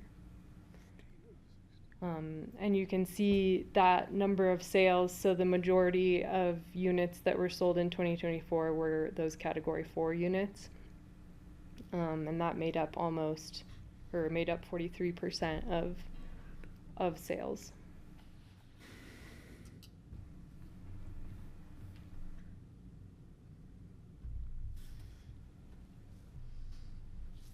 In just some prices, so average sale prices for the categories in units sold, and over here you can see the 40 BG3 that was broken out into its own category, and then the RO units, there were 12 sold in 2024, and then everything else was sort of lumped into that 52 was the rest of the units sold in 2024. So there are 40 BG3s that close in 2024. That's correct, yeah. There were 79 total. Have those other 39 closed in 2025? I think they closed in 2023. The other side. So end of 2023. So it kind of like overlapped the end of the year when those sales The were years are going on. running together for me, sorry. Ever since COVID. I think the lottery's open in November 23, somewhere in there, yeah. So Okay. it was all December, January, February. Just really quickly, I just want to make a comment that the total RO sales price in 2024, I mean, almost if you add all of the sales combined, but the none of these totals would even get you a single family home based on the averages that I'm seeing for our community in the last year. So bridging the gap between affordable housing and the free market is going to be exceedingly difficult. That's over. Right, unless you're sending them a rifle. Unless there's policy change. I agree. or some sort of incentive. That's what's I would love to have that conversation as a board, that it's over between this, going from deed restricted housing to free market and in the Upper Valley. The whole valley. But with that said, we've got 2/3 of our locals living in deed restricted housing and moving within the system. So we have a lot of inventory for people to live here long term, and obviously invest in property outside the valley. If that's sort of what goal we're trying to provide for. I think it's also a good point, right? Because I'm sure that some housing authorities in the nation, the goal is to bridge the gap, right? To provide someone with some footing until they can afford a free market unit. But we're so unique here that it's just really not as realistic that they're ever going to make that jump because of the sales prices here. Well, I mean, years ago, this was 20 years ago, I had a boss for a period of time that was from Park City, and so I walked him around town, showed him all the buildings in town that we financed, showed him construction that we were doing on spec homes, and even at that point, he was like, well, Aspen's just another zero to what Park City was. And some of these authorities are, we talk about how they're, Aspen, had some vision years and years and years ago, but they may be at that point today where you can transition to it because you can move a little bit down Valley in Park City or even Jackson Hole maybe, but they're all going to get there at some point. Yeah, I mean, this is again to the point that APCHA is kind of ahead of the curve, and we're facing this maybe 10 years, 20 years, 50 years before other communities in our state and our nation are going to face this same housing crunch. And this is maybe a negative thing that we can feel bad about, but it's also an opportunity for us to create leadership in our community that can be copied around the world. So. I actually feel sorry for Jackson because they are so far behind us on housing, and their wealth disparity is actually greater than it is here, believe it or not. And they're surrounded by national forests. Yeah. Can't do anything. No land. So Could. this slide is new, but I think it's Do something. pertinent to conversations about maintaining units, and as John pointed out in his slide deck, that is a concern for the community. I have a couple caveats about this data from where I pulled it, but it's kind of what we had to go off of.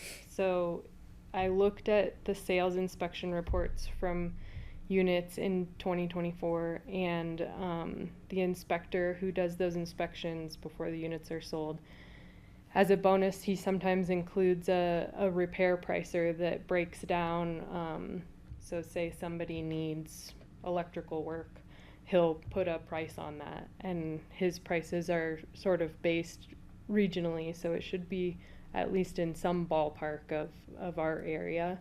But these are just estimates, right? They're not exactly what a repair might cost. But because we don't have great data off it, I thought it would be interesting to pull it, at least to start the conversation. So from 2024, there were 21 of those price estimates included in the inspection reports. And so I looked at those 21 and I averaged the estimate, and that came out to $8,397 on average. And you can see the median for that 21 was $7,000. So those are things that inspector flagged as the unit needing before it turned over. And you might be looking at that max number next, and that 24,000. That's the Catherine's Way unit that you approved for us to buy and fix up in your last meeting. Just as a point of data, the average repair estimate is about 10% of the total estimated sales cost for a Category 1 house. So Can we quickly talk about this? That 8397, when someone has to make that repair when they're buying a unit, they get a credit in their capital improvements for the value of that unit. So when they go to sell, Well, this is they're the not just pound paying out of sand pocket. portion of a contract, right? Where, Yeah. hey, I know this not needs to be necessarily fixed, but you that. did an inspection, but I got a buyer number Right. 2 that's gonna pay for it without anything, so pound It's sand. not that clean, Peter, but We're it's- working on it. well, we had a long meeting this week, and we're still, this is a big, difficult problem what we're still working on. But, I think this shows that the inspection reports are useful just right there. You know what would have been interesting and probably really hard to figure out is what the actual cost was when they did the repair, right? So we got an estimate from an inspector.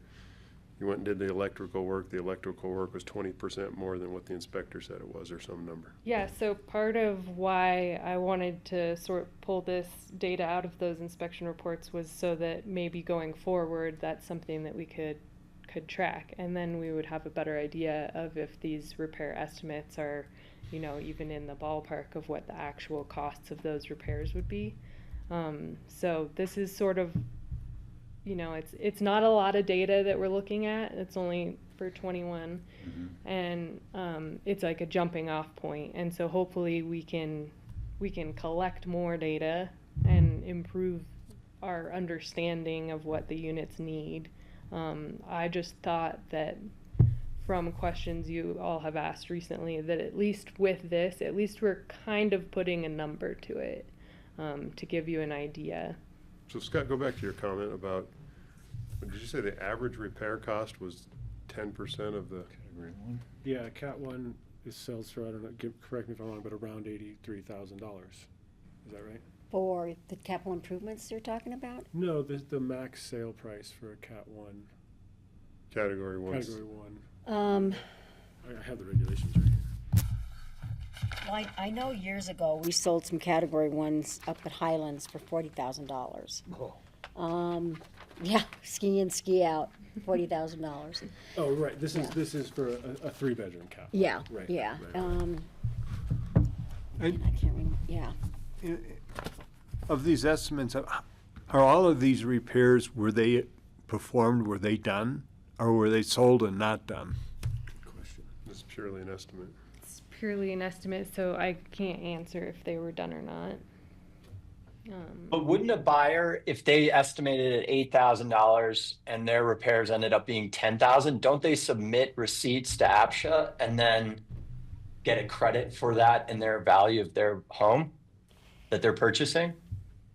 This isn't a to me, this isn't capital It's not a capital improvements. improvement. These are repairs. But it also depends on what it's for. I mean, we have some people who, when they bought their units, and this was years ago, they bought it basically as is, because it wasn't where it just, everybody bought them as is. I mean, they would walk in and there would still be furniture, there would be, it would be full of junk that in it, and we changed that shortly after I started working for the Housing Authority, that's not acceptable, that we have at least certain, it has to be made clean. I mean, and it has to be really clean, everything has to be out of it, the walls have to be paint ready. The thing of it is that if somebody has a 25-year-old boiler or heater and it's still working, we do not require them to replace it.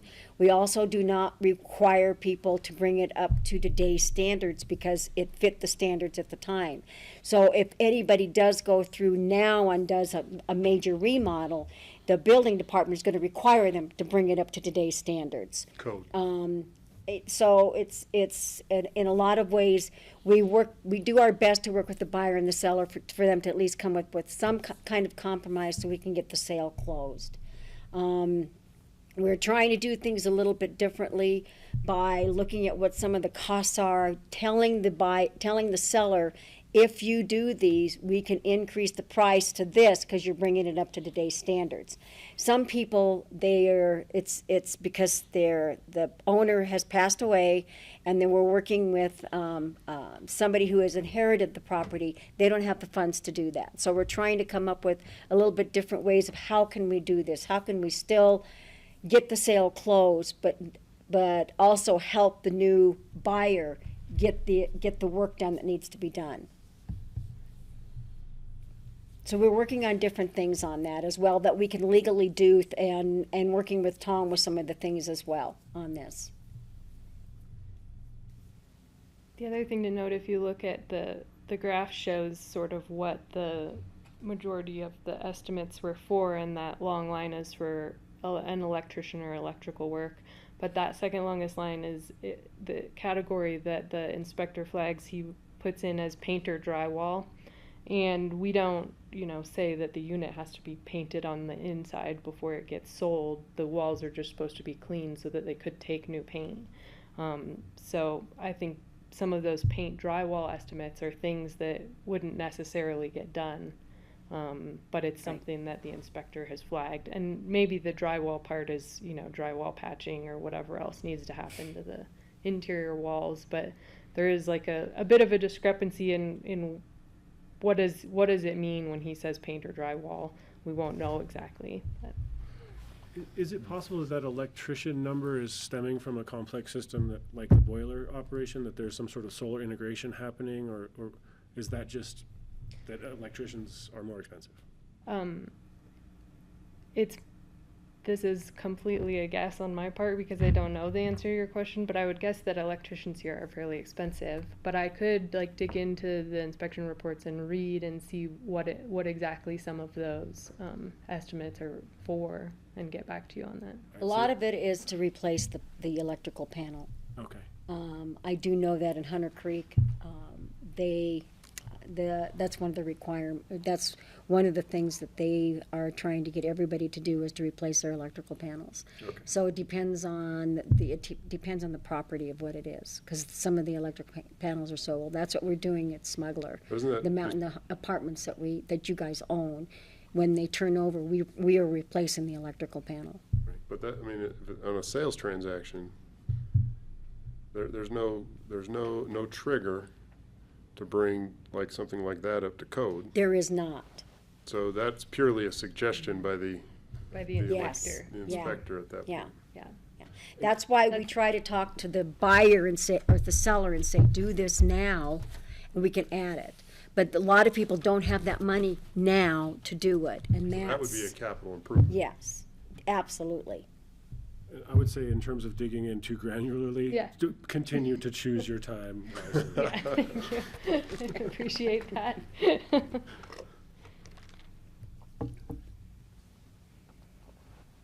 And as Cindy said with this, I was just trying to sort of get you some numbers, but more to come on this, because this maintaining units is a hot topic that we're talking about at APCHA. So this isn't us, offering a solution yet, but we are thinking of things that we could do to help. And then this was just a follow-up as one more graph, because we had those retiree focus groups at the end of the year last year, and I provided this information as percentages because it's a bit of a rough estimation. I pulled owner data from the last affidavit, which was in 2023. So we have an affidavit that's going to happen this spring. So the owner data that I pulled from was a couple years dated, but the ages were from what the current ages are in the system. So I didn't give you hard numbers, I gave you percentages, and I only pulled data from one owner. So if there were two owners in the property, that wasn't represented, which is why I represented it as a percent, because I figured if there were two owners, their ages are probably somewhat similar. And so the percent is maybe a little bit more representative of ages than if I had given you, there's 300 people, 43 to 53 or something like that. And I was just trying to give you a little bit of data, my best guess on what our owner age distribution looks like. That's the avalanche. Mm-hmm. Yeah, so a third of the occupants are over 63 Yep. or 63 and older. And this is another one of those things that now that I'm here and I'm a data person, I look at this, and Liz and I have talked about this, is it'd be interesting to track this over time to see like what is the sort of natural turnover doing to this distribution. And so it's something that I pulled now so that I could flag as something we could track over years to come, because it'd be interesting to see how this changes. I mean, based on all the other demographic charts that I've seen for our community, this actually is a pretty good little bell curve. Yeah. And that speaks to the hard work of the APCHA staff and Probably the program. representative of the workforce a little bit, right? Yeah.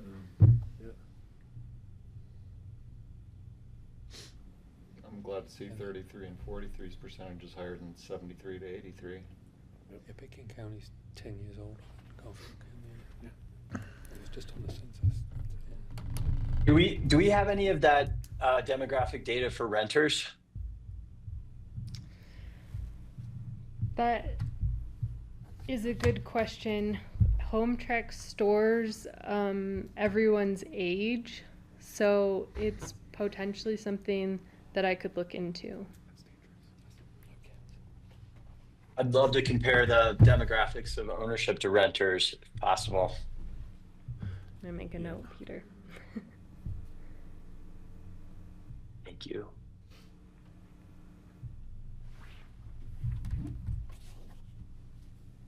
Demographics of Aspen don't have a very good replacement rate happening right now. No. Birth rates have gone down. And here, Right. I kind of saved this maintenance requests for the end because I wanted to have a discussion about like the future of this reporting.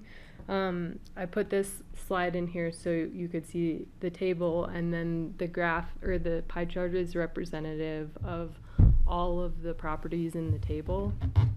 But one of my ideas about the future of this report going forward would be to create a sort of like interactive data dashboard.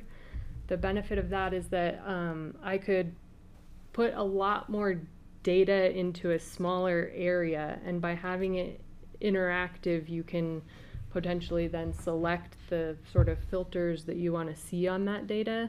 And so hopefully it works. I made a dashboard just for this page because I didn't have time to build out a whole dashboard as I wanted it, but I wanted to show you just sort of the capabilities of what the dashboard could have.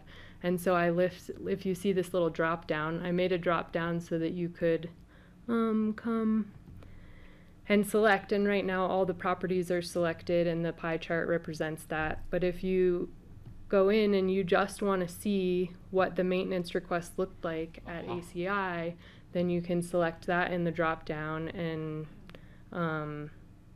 it's just a better way to look at larger amounts of data because you can use the filters with that sort of interactivity of the dashboard. And we'll talk next about the data dashboard and if like what that might look like going forward. But that was just one of my ideas about how we could present you with data in the future. And then just to,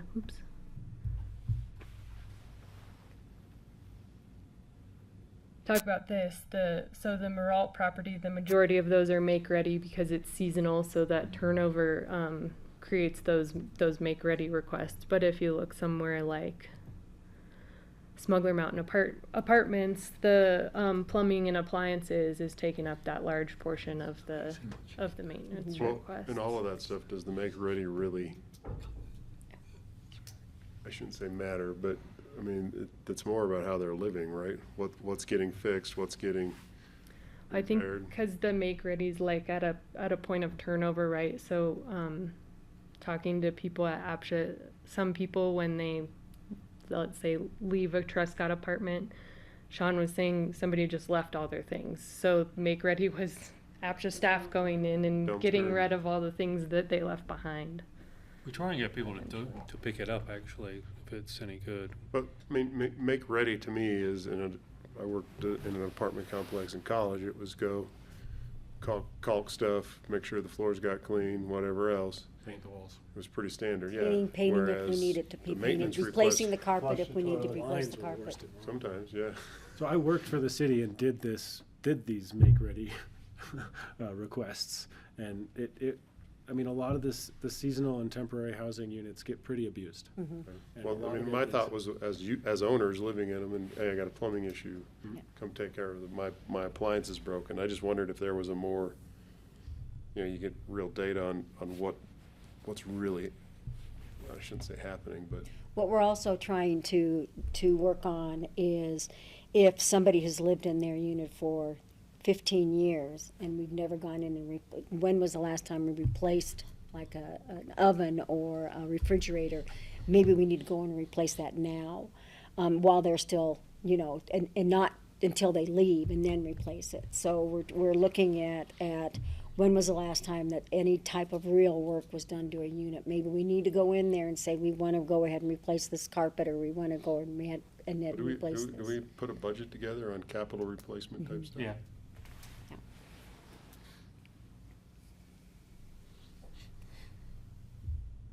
This dashboard idea is excellent. Thank you.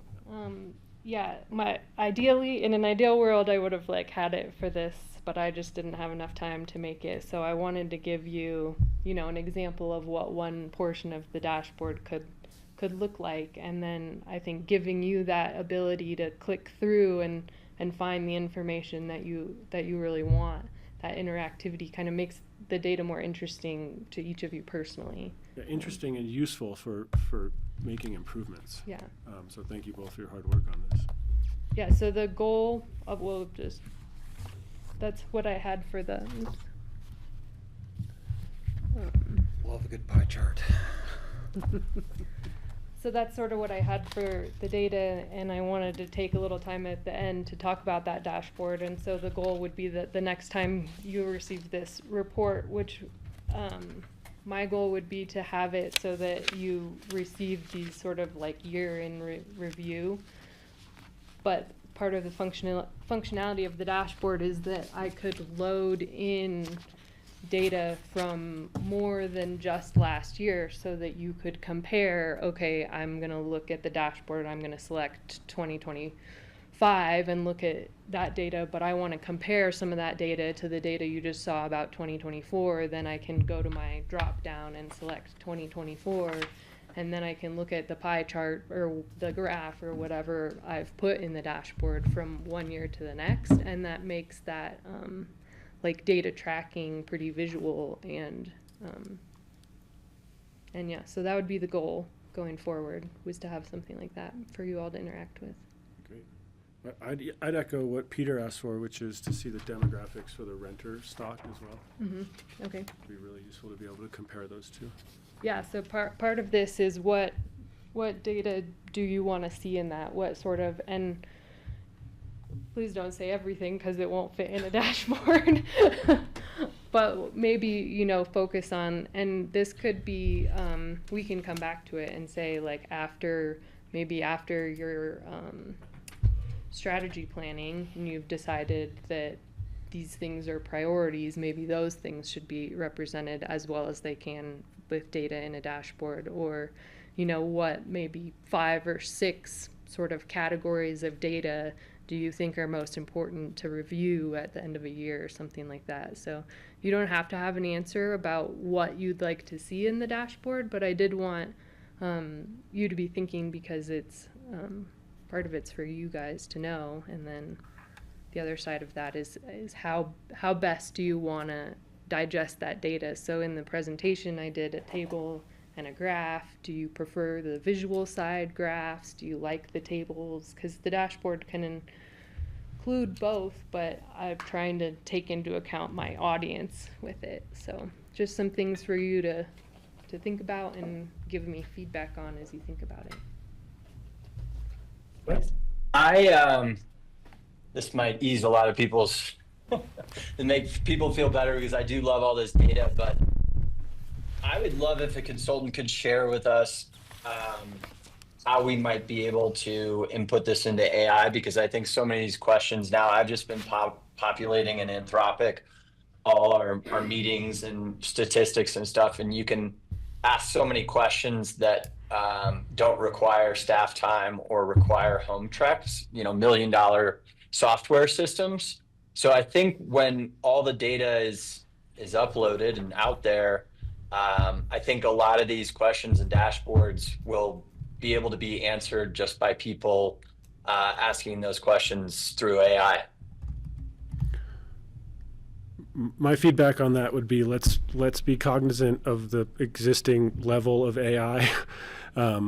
It does a great job with language, but when you get down into math and reasoning, while some of the most recent models are improving, if we're basing the livelihood of a community member on an AI result, I would just caution us that it has also told people, Google's AI has told people to eat rocks, and Apple Intelligence is far from intelligent. So, and Ward and I, on someone note, Ward and I, when we were in Breckenridge for that recent CAST meeting, we were being asked about other housing agencies are just in the process of putting their policies into languages, and they have had problems translating from English into Spanish with AI. They said don't do it because they're having very poor results with it. So just a little caution with AI right now.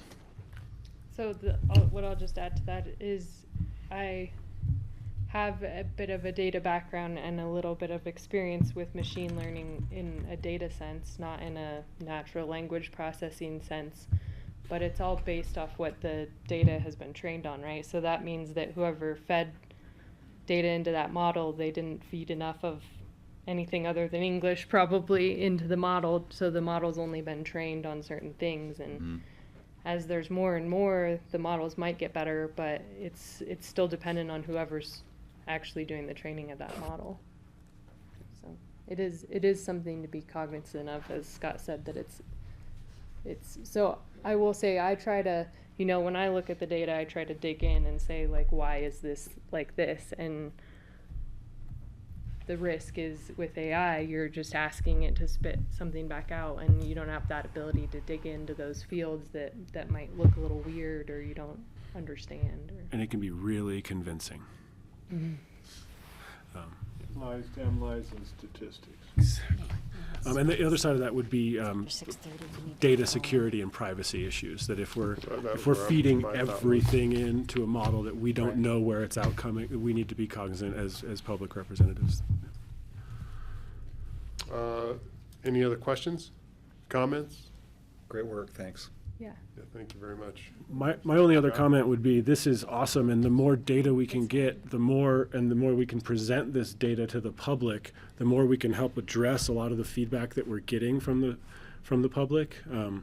Because there's so much divergence in the feedback that APCHA does get, having some hard data that we can point to and that's maybe even accessible and allows you to dig in will help us look more modern, accountable, and will address a lot of that feedback. So what you're doing here is not just charts and graphs, it's also really important to our vision and our mission, so thank you. Thank you, I appreciate that. All right, and Liz, was your memo was purely informational? Yeah, but if you have questions or want me to talk about it, I'm happy to do that too. Well, could you talk for about 45 minutes on that? All right, I'll take a motion to adjourn. Yeah. I second. Who made the motion to adjourn? I said I'll take one, Okay. because I was, Who's making a motion to adjourn? I'll motion to adjourn. Okay. Second. We got a motion to adjourn, we got a second, roll call vote.